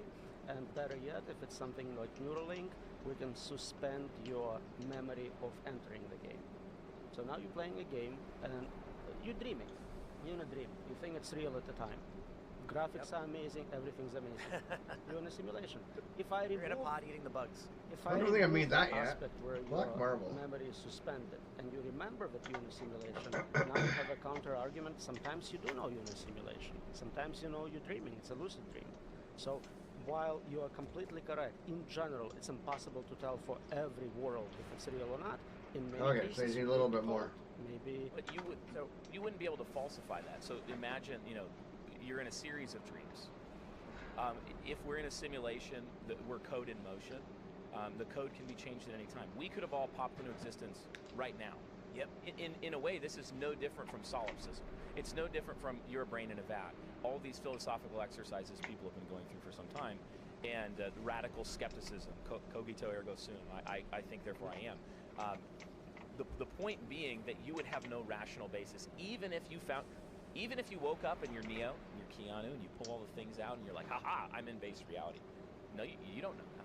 Yep. No. I agree with You you can wake up completely. again, yeah. You can never And he wasn't tell in for base sure. reality either. But if the programmer, if a simulator wants you to know, they can let you know. Have you found a way to hack it? I'm still here, right? I think so. He hasn't I can't tell for If sure. at some point during the show, Roman transforms to a being of pure light energy, You've got a paper. You Sky. said your paper talks about hacking the simulation to perceive this more as a lucid can I- experience. So I make an assumption that without looking at evidence, let's say simulation is true and it's a software simulation.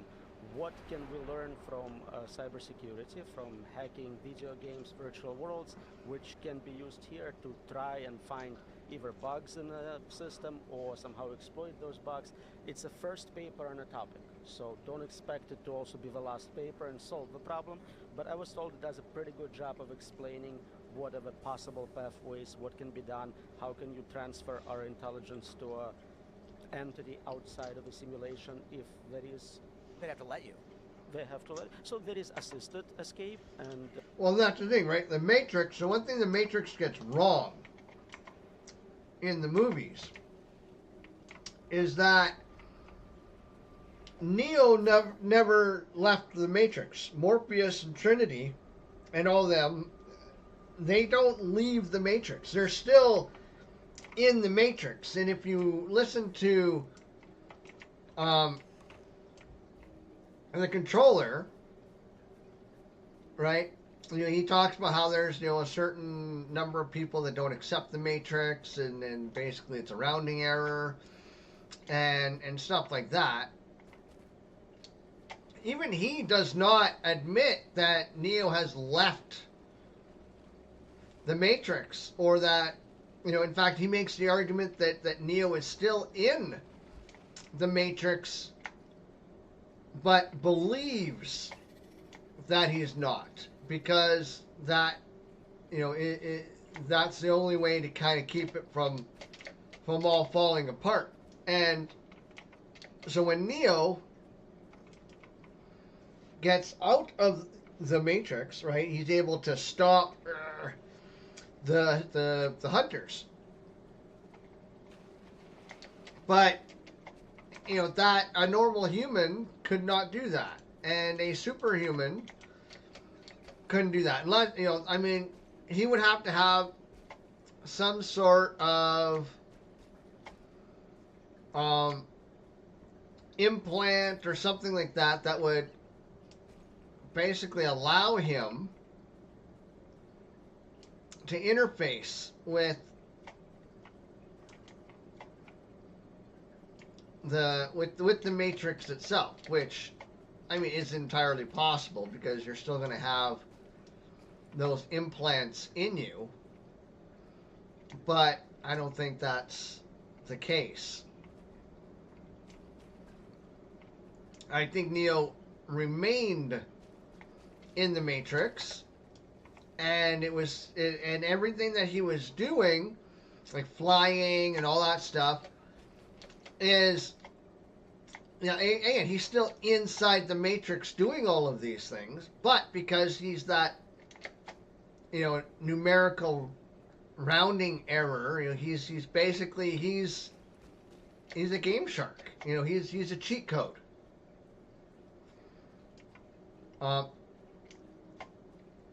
But he's still there. He's still being farmed as a resource for the Matrix. He's still providing his body heat, as a form of energy.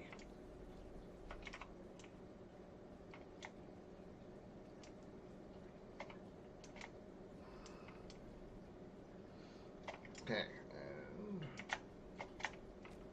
and I'll probably put it up here. Oh yeah, I need a crafting table. Actually, I think I kept wood on me, didn't I?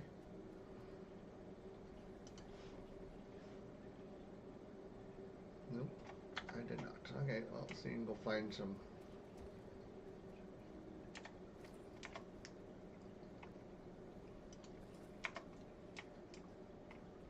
But so no, Neo and all of them never left the Matrix. They are still in the Matrix. That's why it says because when you listen to him, he says ergo. There's been seven other times where we basically had to, or this is the 7th time this has happened, right? So this is the 7th time that the people in the Matrix have just for this rounding error have had to, I guess, make the choice or whatever that they do.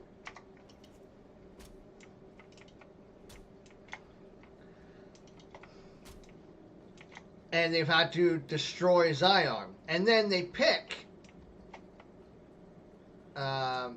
the new leaders, right? So then they pick 7 humans or 5 humans or whatever, who they install as the leaders of Zion, who are working under their own parameters and their own instructions. So, yeah, like what they're saying right now, like you don't leave.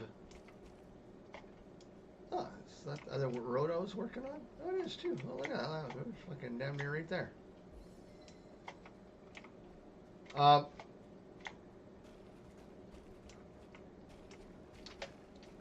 Yeah, so it's overall a really interesting concept. That's probably an easier way of getting there. The kind of unauthorized hacking. And of course, it's a lot easier if somebody outside wants to help you. Some nice person out there thinks, oh, this world is horrible, full of suffering. Let me save you from it, you know, like with animal shelters and things like that. So if they're helping you, that's easy. If you have to do it from inside and find the bugs, it's hard. That's like that's a great DMT, idea for a movie. Is like jacking the system is like the drugs, the psycho, but like having a dream is like them actually just helping you. No, I want to talk about Well, it. I explicitly in the paper say I don't address religion, drugs, or suicide as a way to escape. I'm talking about pure computer science hacking. Everything else is awesome, but I'm not an expert and cannot comment. There's a really funny comic where it's a guy and he opens a package and he's got the silica pack in it and it says "Do not eat." You've seen this one? Facebook banned it and banned anyone who posted it because people were doing it. Okay, I gotta pull it up. I gotta pull it up. I didn't know. I posted it and somebody was like, take it down. They're gonna block you for life. That's the real red pill. It's the silica packet. This comic is hilarious. Okay. And it's I a have silica not heard of gel this. pack. Do not eat. And he goes, those silica gel industry big shots can't tell me what to do. He eats it. And then all of a sudden, he's shocked and he's wearing a hat. And a scientist says, congratulations, you've escaped the simulation. Welcome to the real world. Mark Zuckerberg, I do not eat endorse silica this gel. message in any way. Look, don't do that, guys. Yeah, I think Silica packet. my guess is that they're both real, that this reality is real and the higher frequency perception of this reality is real, where you can perceive beings that exist as light or whatever. That's what I think that. So we did an episode, like I said, on DMT ayahuasca.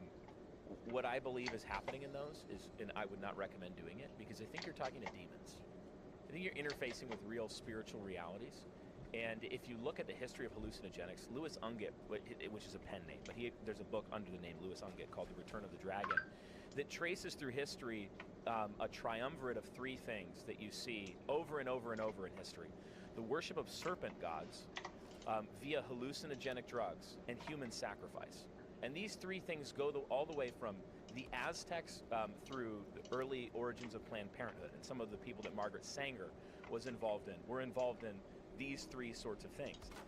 So my thinking is that imagine that you had ancient, undying, malevolent spiritual beings bent on destroying God and destroying anything they saw, particularly in the face of man, his image bearer. And they wanted to deceive, destroy, and steal, kill, and destroy, like the Lord Jesus said. What would they do? Well, I think they would do all sorts of things like that. I think they would say, hey, take the DMT and you'll get to a higher level of consciousness. We'll show you knowledge. We'll bring you down this pathway. And then ultimately you find that man is not just a thinking thing, but a worshiping thing. And he can't not worship. He can't not establish something as ultimate and orient his entire life and worldview and worship to that thing. And so they demand the worship of that thing and then influence humanity in ways that's deeply destructive along the lines of human sacrifice and chaos and all of these sorts of things.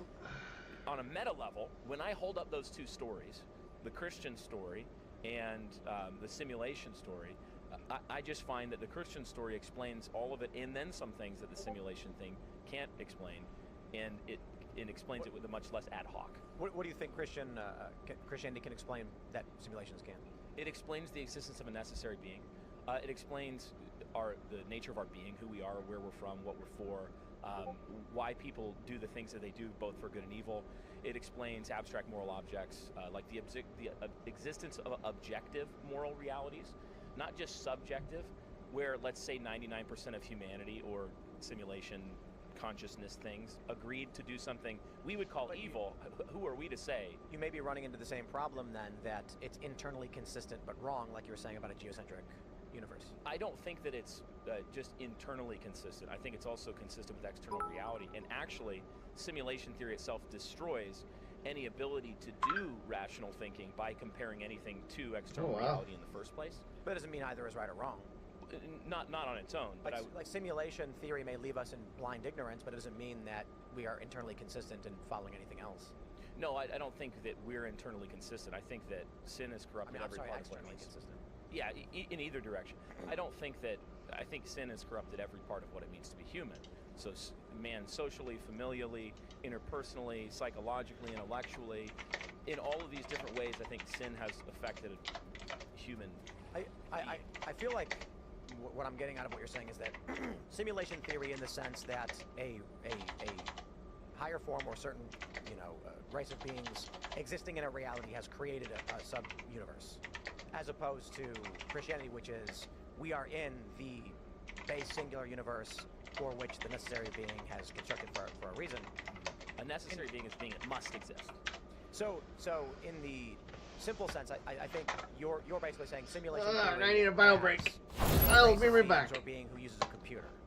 Yeah, where the simulator gods are actually not necessary beings. Experts They're in using for tools another and chair. technology. And it would still, so first of all, we're basing that story on observations that cannot be true if simulation theory is true. Therefore, that's an irrational way of thinking.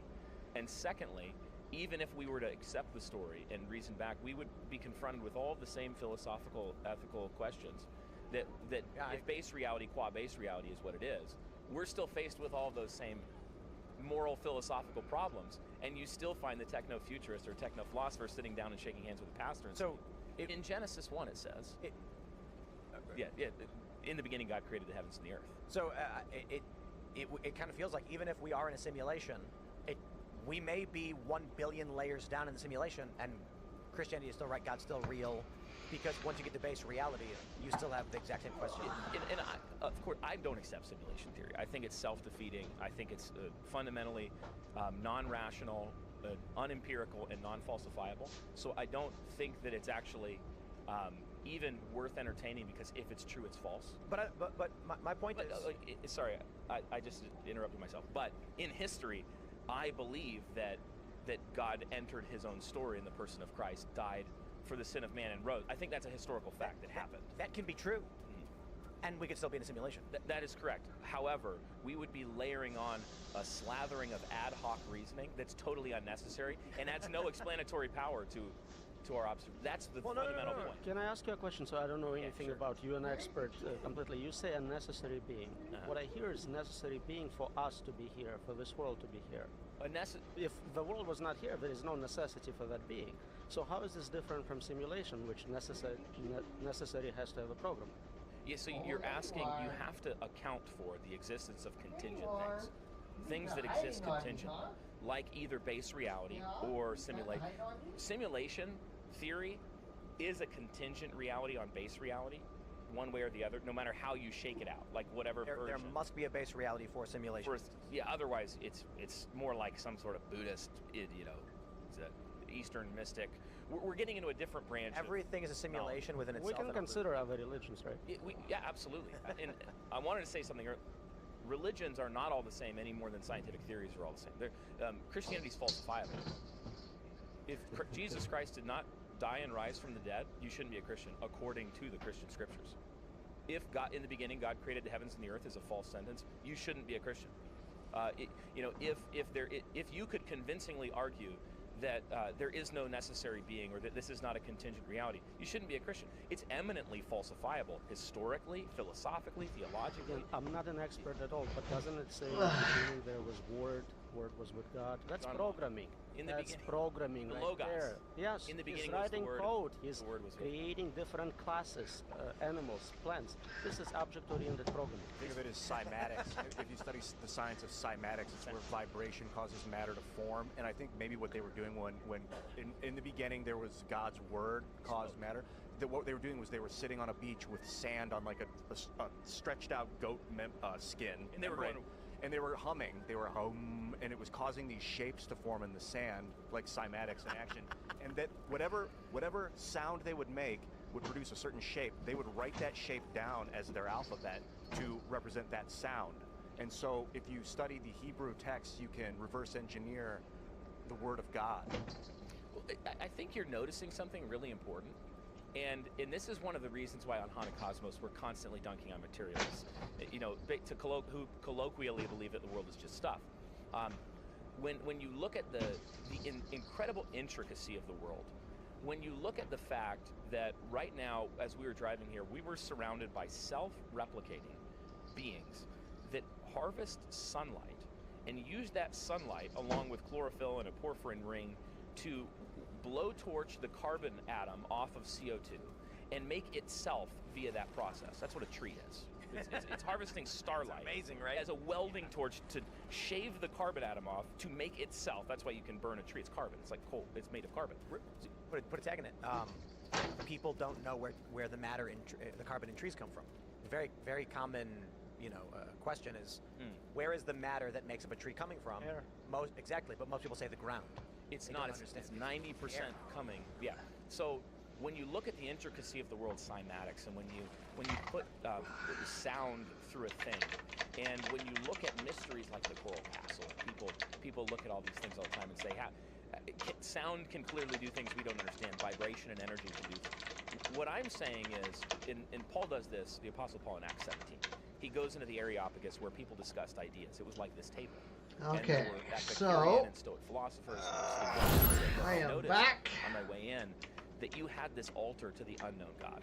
Well, what you call unknown, let me declare to you. You have a pantheon of ad hoc gods that you've created that I believe are actually based on real spiritual beings meddling with the affairs of man through history. The Greek pantheon I don't think is utterly fake.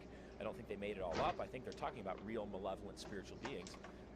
Well, let me declare to you who actually made this whole story that we're all trying to explicate through our own storytelling as sub-creators made in God's image. Well, it was God the Father, who is the source of unbelievable joy. In his essence, he is pure goodness. He's the Father of lights, from whom comes down every good and perfect gift. We were made in his image. We fell into sin, and which explains all of the corruption of mankind and why we do long for the good and yet constantly fall short of it. We long for glory and we constantly fall short of glory. Well, God entered his own story in the person of Christ. He died for sin, he rose, and by faith in him, we can die and rise and be glorified. Not just return to our original state of innocence, but actually I'm grow going to to try a something. plane and level of being. I think Wanna that go? story is much more compelling, falsifiable. You guys can argue with me about any aspect of it you I want, wonder. but also more explicable if You, you live it. you mentioned that in the beginning it said there was God's word, he spoke, and then you described it as programming. Correct? It does sound Cat's like the process going we ape undergo over. in writing source code. You describe different types of objects in the world, how they interact, how they inherit from higher types, platonic forms. All that can be perfectly mapped onto modern computer science. But this may be. I'm gonna start a local an incorrect, server correlation in the order of in an order of magnitude. I'm and gonna see if describe I'm this. having the When- same in, issue. In various video games, they have sub-video games. So let's go way back in time. Commander Keen. You guys ever played Commander Keen? No? All right. Well, Commander Keen was an old DOS game, platformer, and it's a little kid. He's in outer space, and he's got a wrist computer. You could go to the menu and play Pong. I don't know if that'll So make a inside difference. a video game But where you're playing this little kid who's got a spaceship and he runs around fighting aliens. I don't know if it's you've got local another host video game or if within I it. have to actually put in So, my my point is- IP.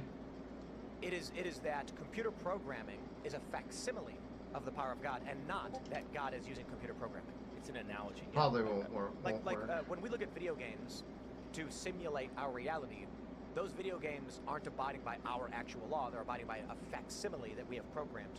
There are two Hebrew words in Genesis. There are great examples in Flappy the Bird? hacking paper of installing Flappy Bird and Mario. Mario, So yeah. exactly that, people hack the simulation and modify laws and rules, and So Yeah, they do. Let me address this, and I think you may be talking about what I'm going to mention.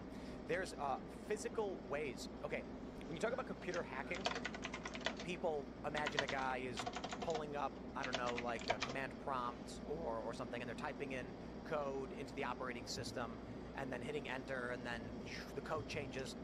In Super Mario World for Super Nintendo, you can actually hack the code of the game by performing actions within the game. And so you can look this up on YouTube. It's fascinating. With the actual physical hardware device plugged into your TV from 1992 or whatever it was, you can hack the game's code using its controller. How? The movements Mario makes, the objects that he collects, changes different values Oh, okay, I think it's in the still memory of the device. creating the world. And once those values are aligned in a certain way, it screws with the structure of the code of the game. And so somebody programmed, and this is what you have, they programmed Flappy Bird in Super Nintendo, in the hardware version. They didn't pull the code, they didn't go in a computer, they didn't type in a keyboard.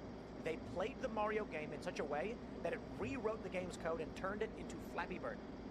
That's impressive. I Yes. mean, that's dedication. It's crazy. If you're off by 1 pixel, it doesn't work. Internet autists for the win. Yeah. You know, like I think we can all agree, internet autists will save us from the AI. That's my safety plan. I don't think we can be safe from super intelligence, which is my whole Yeah, book. I know.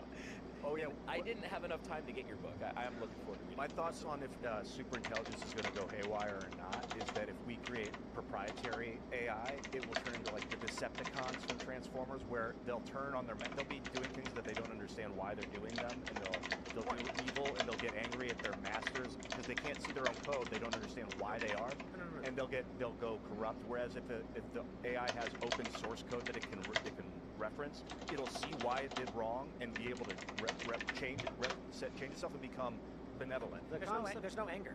It wouldn't be angry at all.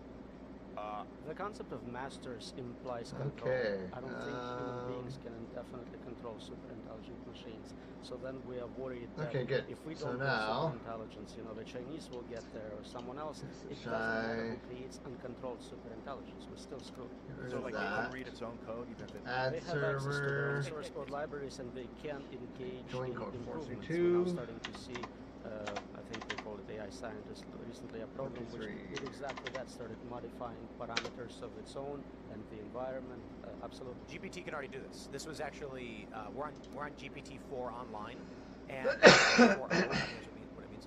When we were at GPT 3.5, they allowed it to edit its own code and give it access to the internet to see what it would do, and it immediately started trying to make money. You say they gave it access to its own code, but are you saying? I that don't there's remember no what the way to password hide is, an so- AI's code from itself?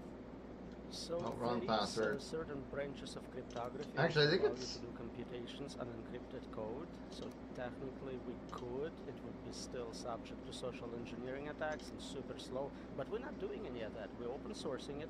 We're giving the most dangerous technology to everyone in the world. Every psychopath, crazy military has full access to the latest models.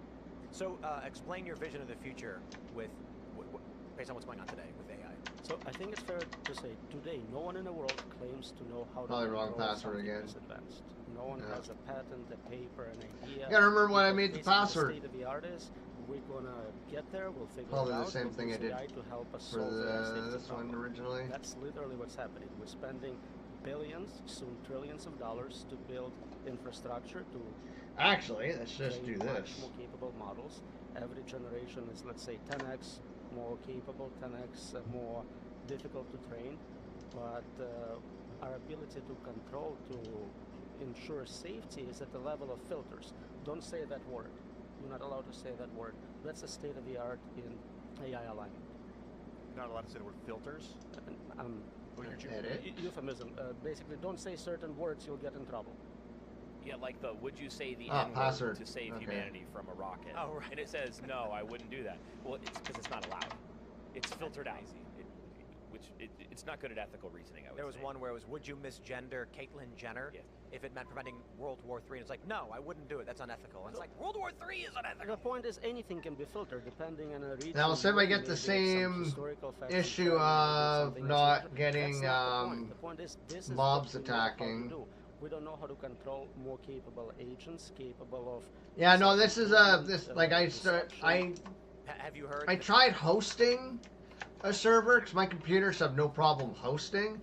The problem is my ISP doesn't port forward for shit. So, because I wanted to host it myself and save myself, a bunch of money because I have a perfectly good server sitting right here. So, well, that seems to be working. Hey, what's the loot? I only got one resin. Yeah, so.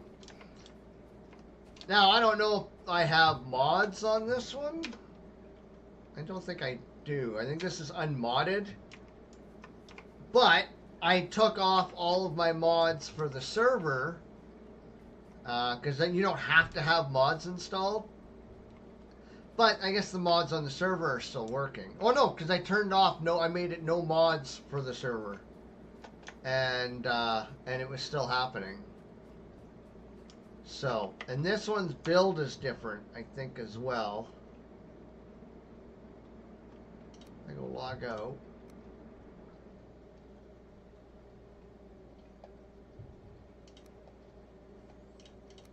let's go back in here. Yeah, see 218.21. No, this is 2.8.21 for this for that server too. Okay, no, so never mind. So that's the same. And I'm playing. Yeah, 2.18.21. Okay, so I think 2 plugins loaded. Belpin. Okay, so that's.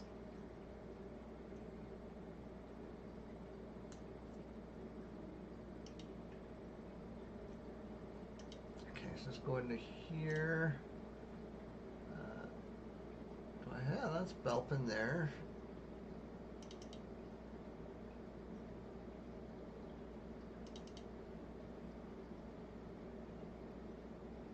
Okay, yeah, so Belpin is installed on the server as well. That I'm the test server. So yeah, so that's all working. So I'm gonna send them an email.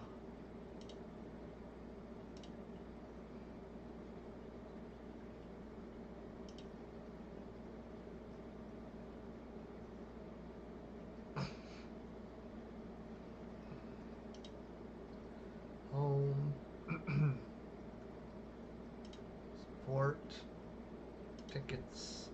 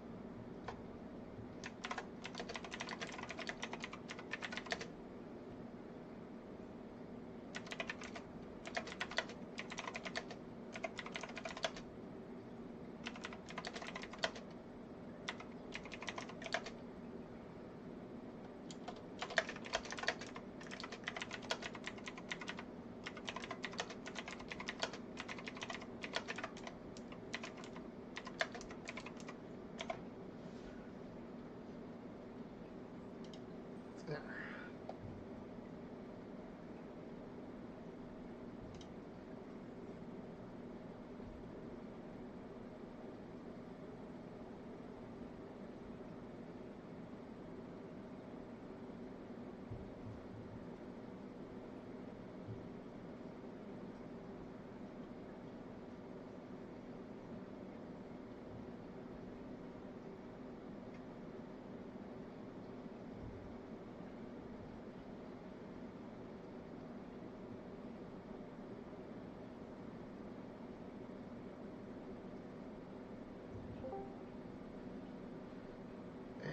There, yeah. So I just sent him an email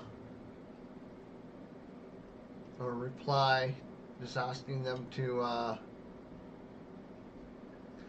Yeah, I said I've tested the Steam Valheim server and it's fine. So the only thing I can think of is that your version of the server is now outdated since the last patch. If you could update that, it would likely fix the issues. I cannot reproduce these issues anywhere else.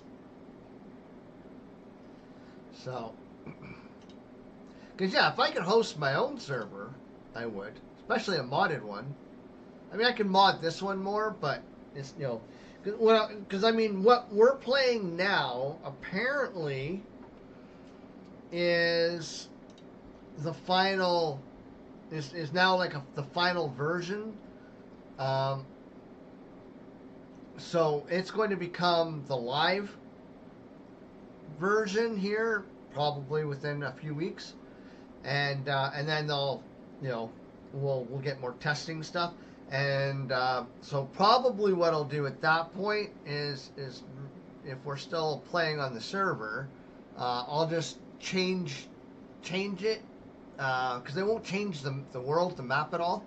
So I'll just change it to the stable, and that way we won't have to worry about the updates. I just wanted Ashlands, and right now we don't have access to all of the Ashlands stuff. Like all the new balancing and stuff like that, like everybody else does. So, and there, Mr. Upfront, how goes your day? What's up, buddy? Give me just a second. Okay. So, and then I've done a bunch of Discord updates, streaming on YouTube. I don't know if it's still working, but nobody's chatted yet. So, yeah, I figured I'd try. So I got YouTube, Rumble, Kick, and Twitch going. I probably could have streamed to X as well, but I never get anything off X, to be honest.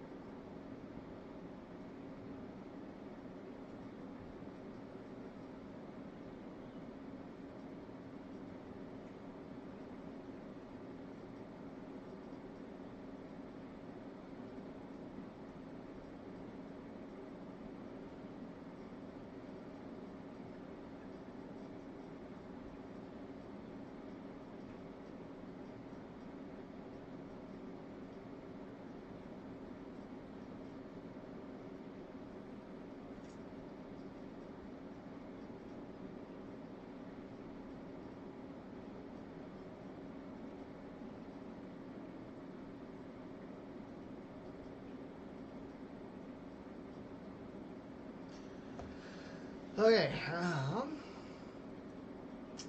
so that's all set. Yeah, because I might. Mind you, though, I don't think this one has chaos tricks on it because I didn't see that integration. So it's got the bell pin installed, but I don't think it has any mods installed.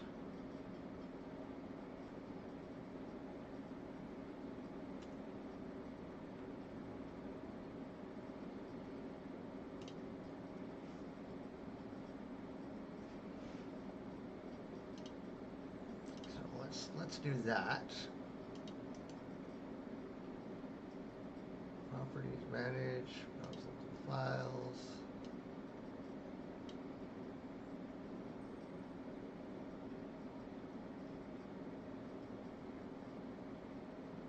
I thought even has the latest bell pin, to be honest.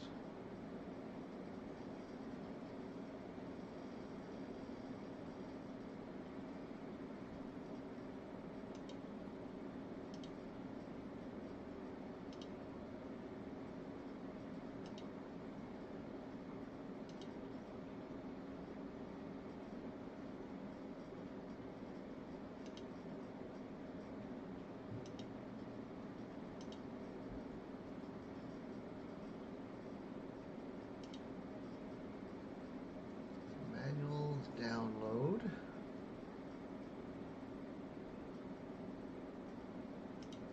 That.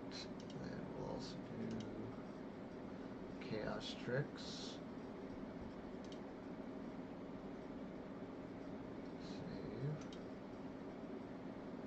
Save. Okay, and then let's do a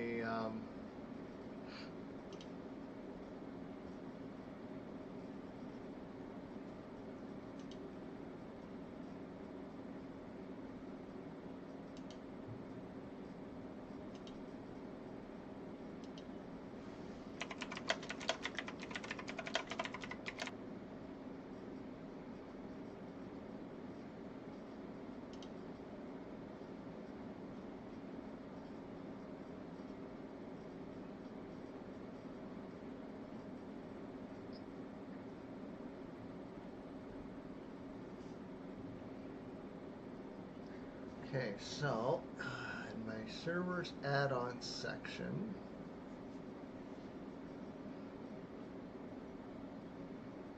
I'm going to exit out of this first. That's a Control C. Yes.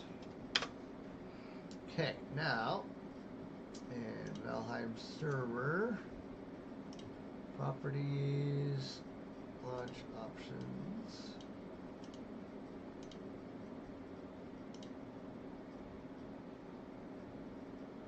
Okay, public test. Yes, that's the right version.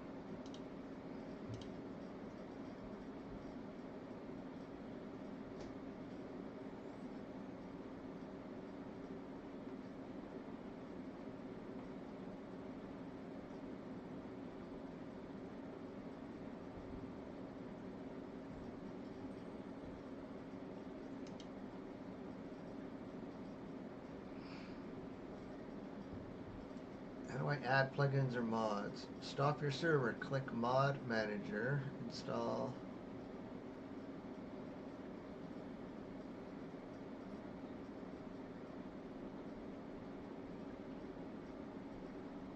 OpenEX.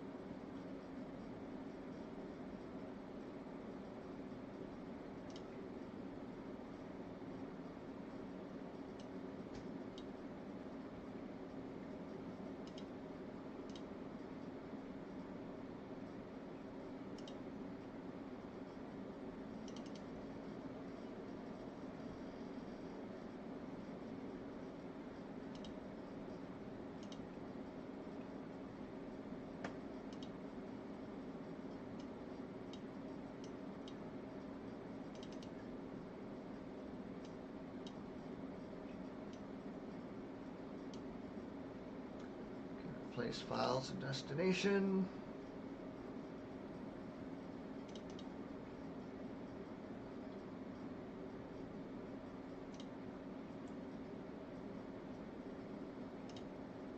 Okay, so we've got that.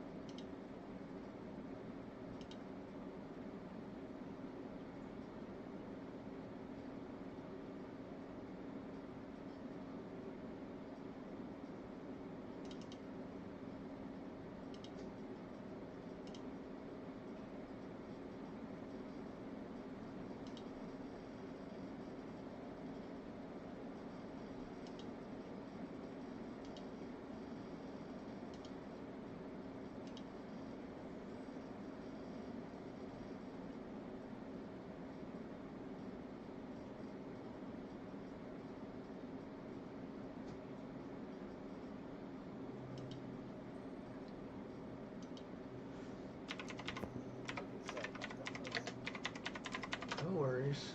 Oops. What's going on? All right, now still working on the bell. Trying to see if I can do some more tests for the Valheim server. Steam, yep, it's all stop the server, into the root folder, start the server.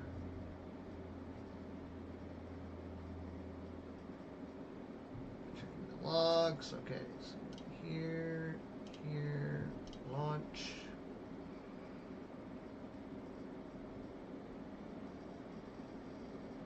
So I'm just right now testing out the dedicated server with the same mods and see if I have the same issues.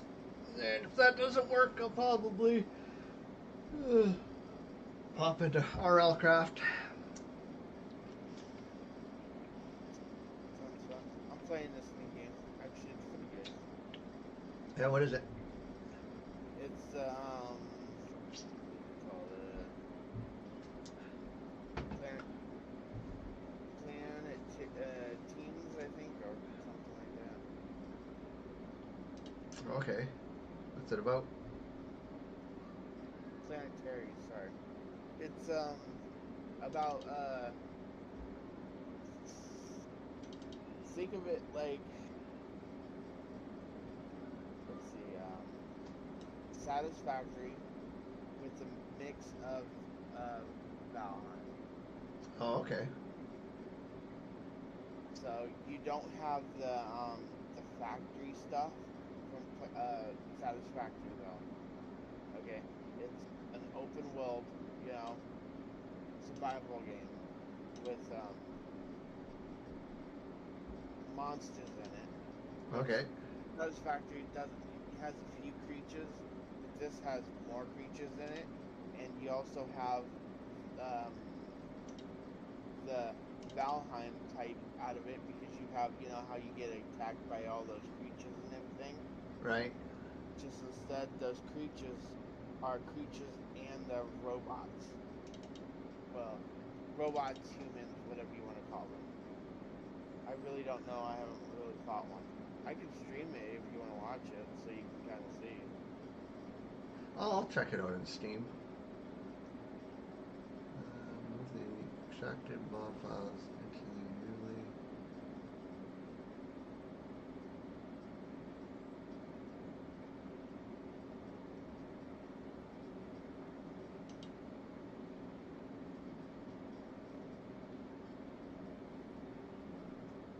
Actually, Penn State has a little bit of 7 Days to Die actually in it. Just without the zombies. Right. Other creatures, though. Yeah, has creatures. And then, like, robots and humans that are protecting certain bases. Has a building thing so you can build a house and stuff like that. I mean, you do build like stuff to be able to make certain things. What was that called? The game that we were playing the other day. Right. Planet Crafter or whatever. Yeah, Planet Crafter. Almost like Planet Crafter.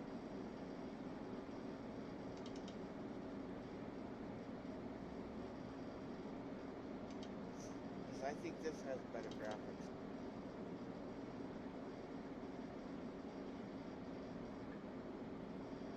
Oh, okay. I think I see what I've done wrong here.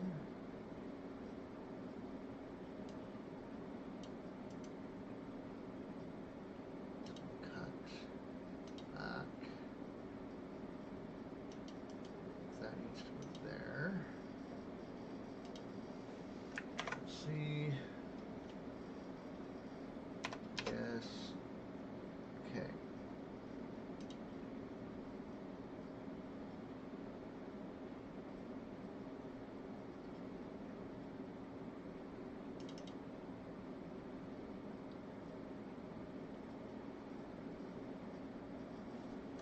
There we go.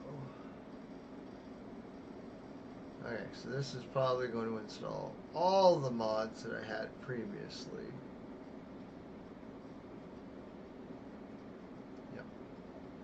Oh, and it kind of has a like a fill of maybe tribes in it for like building your tree to get weapons and stuff like that to upgrade your weapons, I'd say.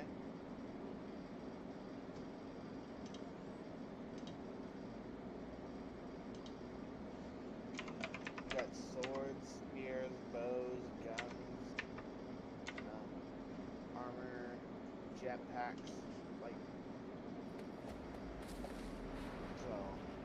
Even vehicles that you can use. Yeah, I'm watching the vid on Steam.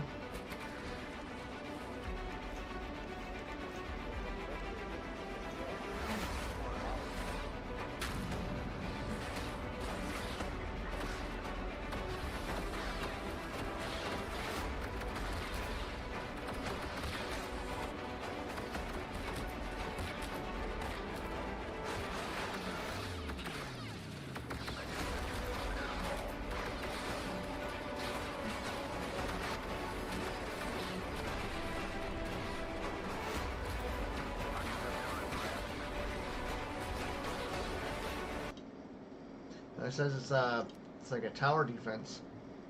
Yeah. Kind of like that, yeah. I don't think this is going to let me join because I don't have all the mods installed. Okay, so let's do this. Let's just strip this down because I think half those mods don't work anymore anyways. We'll see. Control C. No.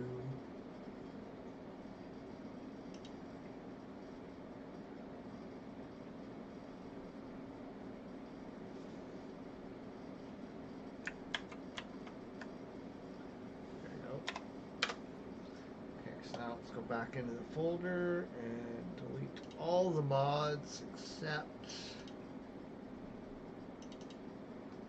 Chaos Tricks.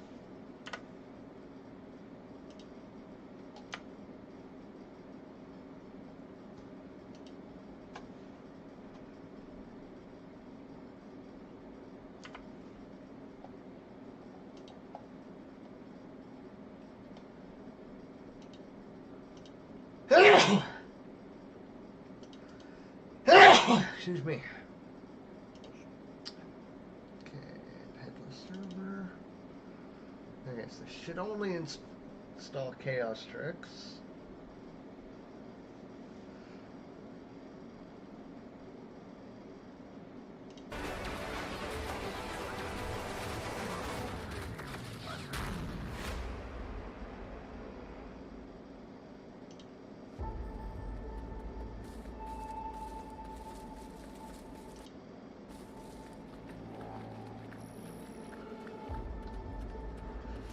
Graphics look decent on it.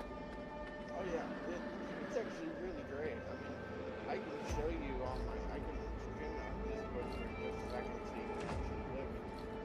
I mean, it looks really good.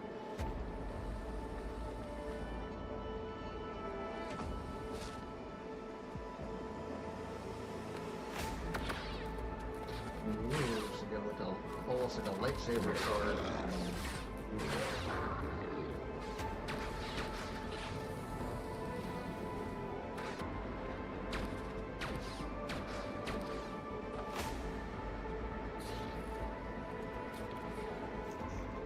I will say melee combat kind of feels like you're fighting like a Jedi.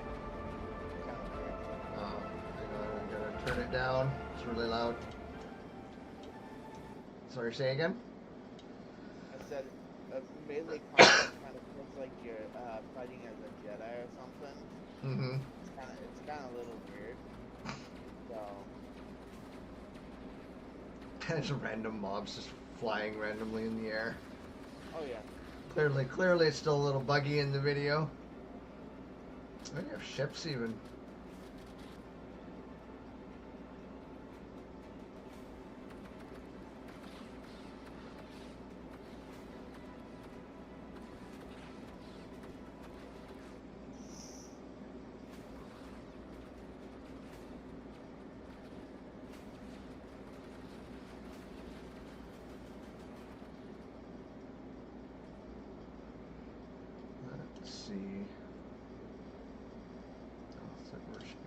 now, so you can get into it.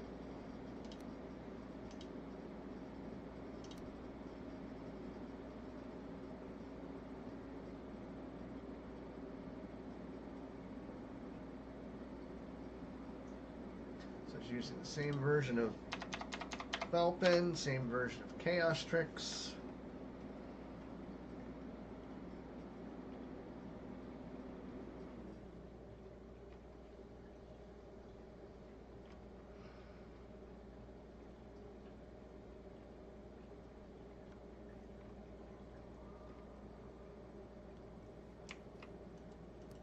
Okay, so 1 wood, not 2. 1 stone, not 2. Oh, can't really tell there. Okay, let's go find something to attack me. Let's see if it'll aggro. Because, yeah, I'm thinking it's their, it's got to be their install of the server.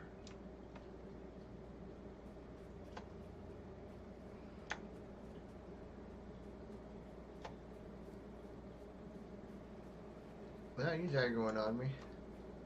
Oh, I need mushrooms.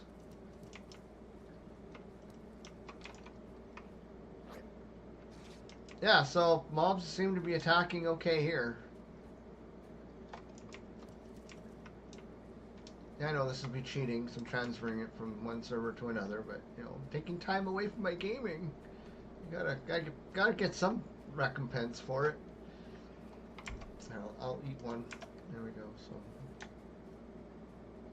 see if we can find something bigger, or at least something different.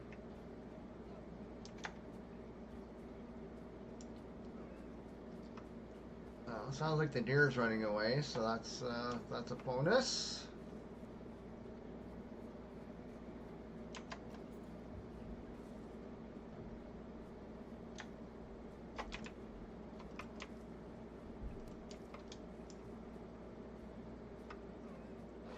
And pig is aggroing, so yeah, so it's got to be something with their server architecture, because I mean I've now tested it in every which way I can think of, short of going to a completely different host, and yeah,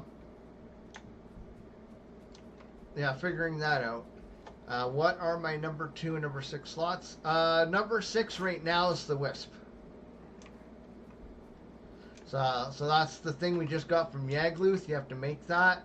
So you take the 1 wispy thing I gave you, and I think 1 silver, and use the regular workbench, and you'll make a wisp light. You can probably put it there.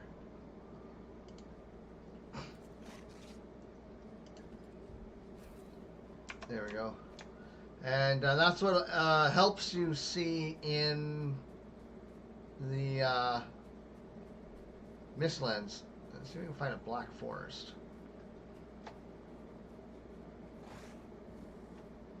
The only thing is you can only have one of those things active, so you lose the benefit of the belt. So which means you're back to carrying, you know, low weights.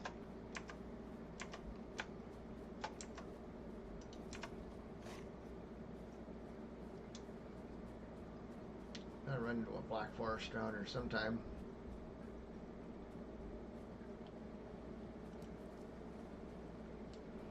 Looks like 1 berry. Oh, there we go. Oh, never mind. It's not. I thought it was. My number 2 is my shield.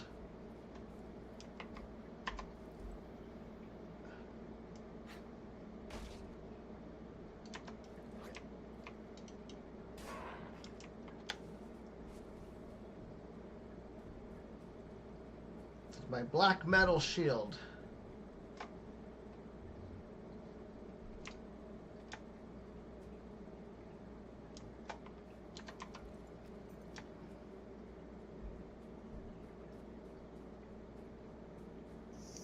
Oh, there we go.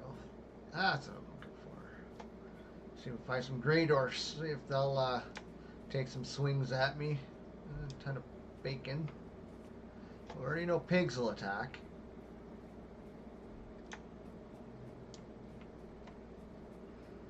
Yeah, so we know it's not the mobs. The deer runs away, so that's proper aggro, de-aggro. Yeah, I'll check out some reviews on that game too, because it says it's mixed, so I want to see what people are complaining about. Because I do like tower defense games, which technically 7 Days to Die is as well, because you can create little mazes for mobs to run through to try and get to you.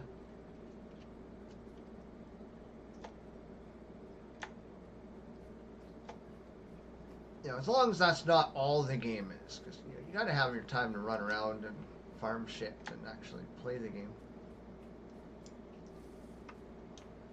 Well, there's definitely time for you to run around and do stuff. So, I mean, I'm doing that right now. I'm just run. It's open world. You just run around. You know. Yeah. Well, killing creatures that attack you. oh, yeah, because what it looked like in the one video that, or no, in the description of the game, it says something about waves. Well, yeah. The wave thing is there's beacons that you can make. All right? Oh, okay. And these beacons scan the planet. When you start scanning the planet, monsters start coming. You can either there's like what 3 or 4 different beacons I think it is. Hold on. Oh, okay. So you trigger your own events. Yeah, you trigger your own events. Well, there's one beacon, and then the one beacon you can do several different events, and you pay like with resources to activate it, and then it summons creatures, and you got to kill them all without them destroying the beacon to complete the challenge. Oh, okay. It could be monsters, it could be these robots, and I think there's like 4 or 5 different modes that you can do on it. Like, I've already tested it out. It's actually kind of a little crazy. Yeah, I was 'cause just using a sword and I could barely defend it. Oh, wow. I mean, Yeah, because I do have, oh yeah, I know skeletons aggro, so yeah, they weren't aggroing before. So yeah, so this all seems to be working fine over on this server. If only, I wonder.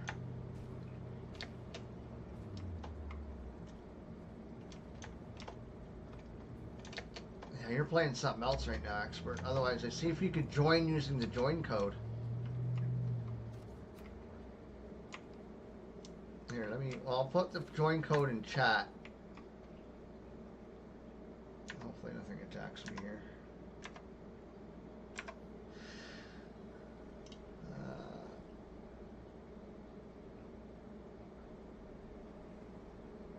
Where's the join code?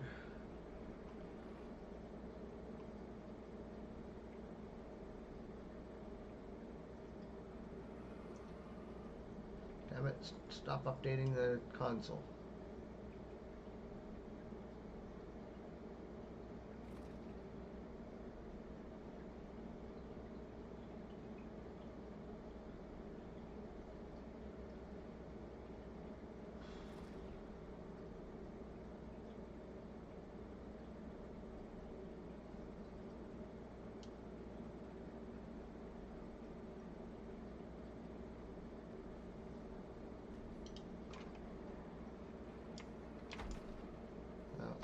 Oh, well, the skeleton's probably de-aggroed by now.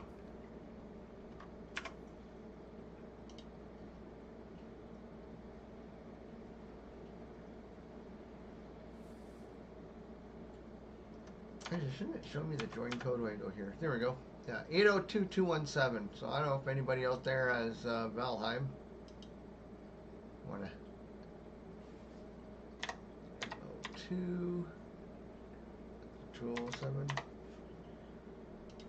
or 217.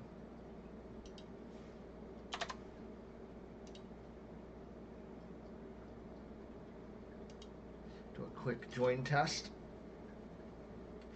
because if people can join on my server, mind you, though, then of course, well, no, because the server would be up and running all the time, so I just leave my computer on.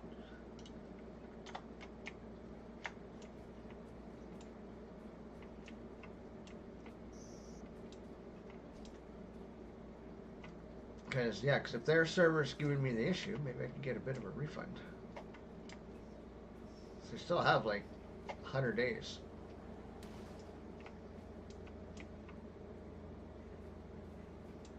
And I could kind of use the money.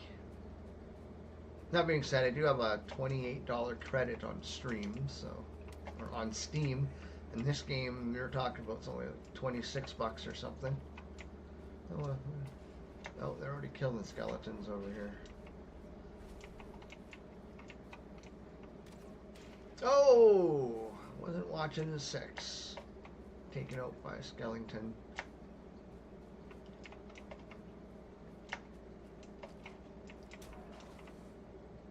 Oh, it's 1-on-1, and they're about even health.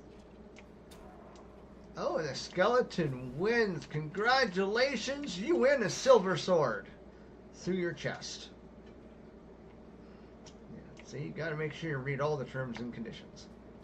Speaking of terms and conditions, I have a channel in Discord for contests and whatnot, and I kind of have the tentative how the raffle will work. I want to do it monthly, but because of how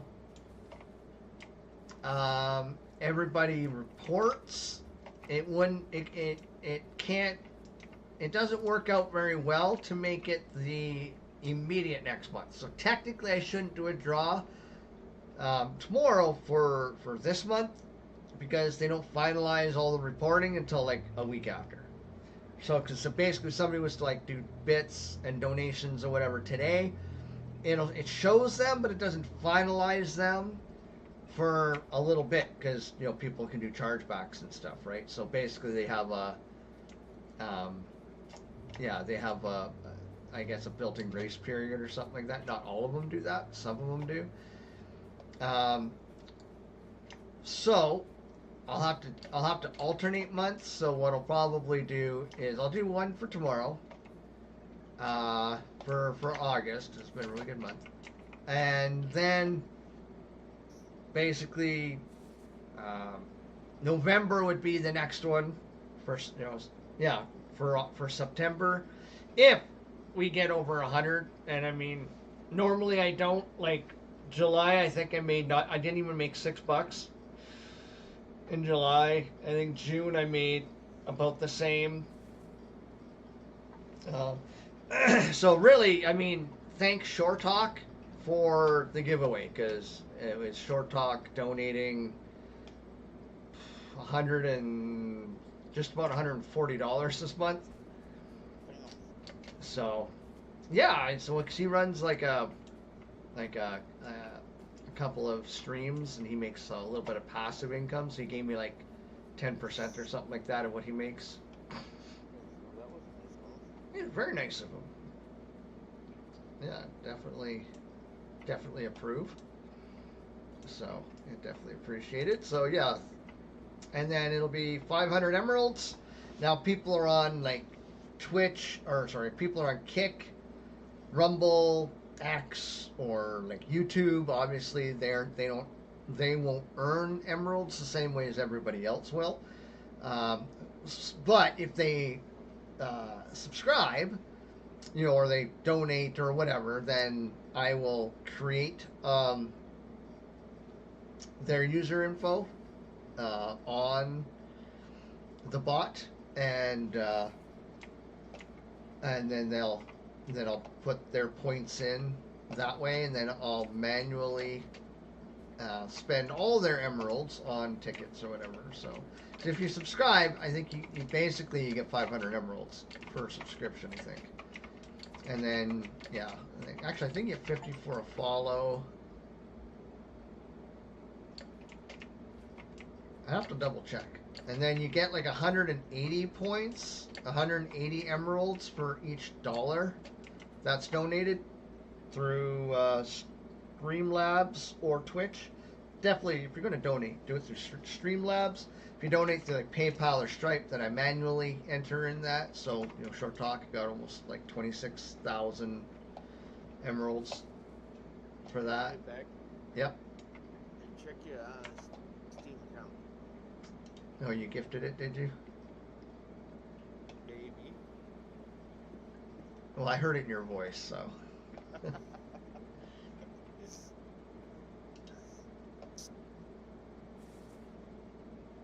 you could save the money for a different game if you find something else.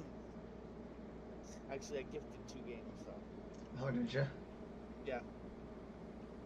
Man, I have some games I could gift.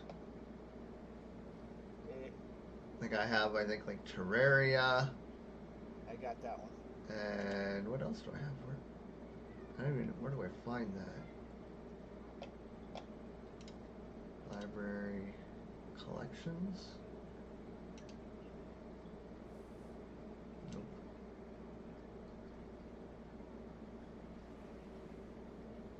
Here's my inventory.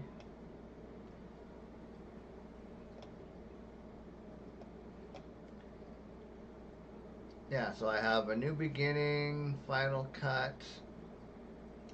I have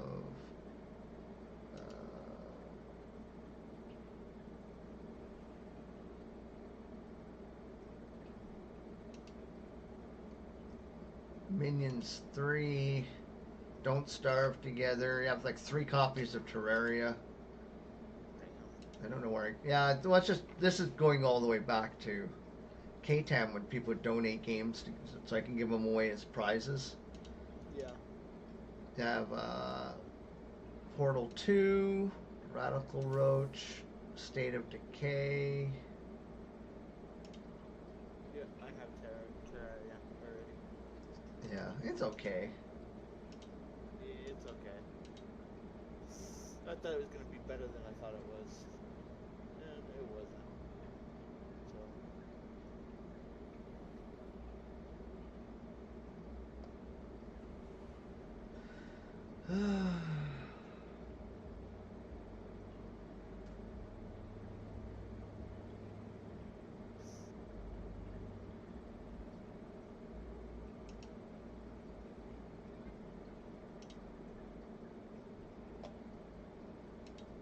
Yeah, I've only played like 97 minutes of that game, Terraria. Oh, wow. And it wasn't for me. Like I said, I thought it was different than what it looked on, watching the video of it.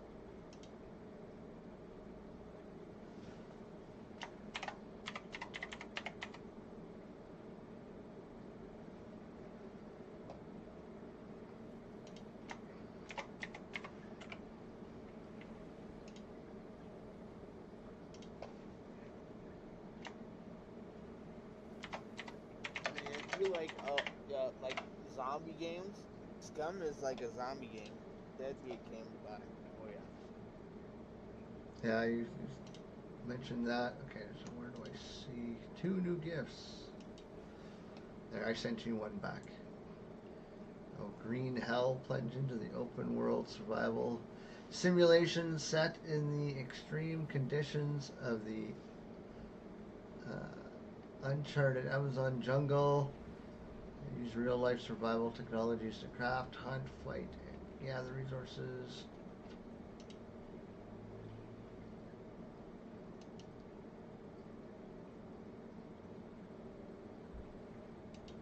Did you really just gift me something like that I've been trying to give for I don't know how long?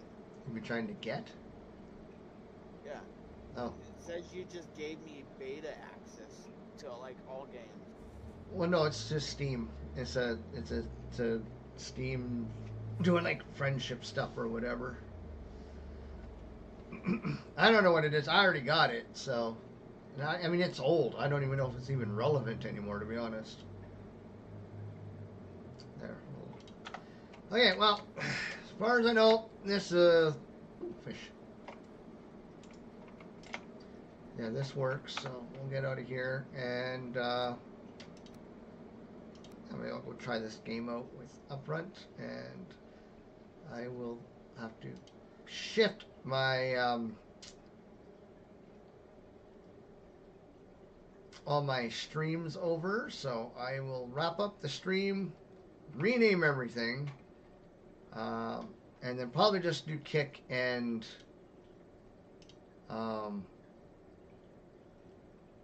Twitch because I've had nobody on YouTube and nobody on Rumble, so I won't waste my time on them at the moment. So yeah, I'll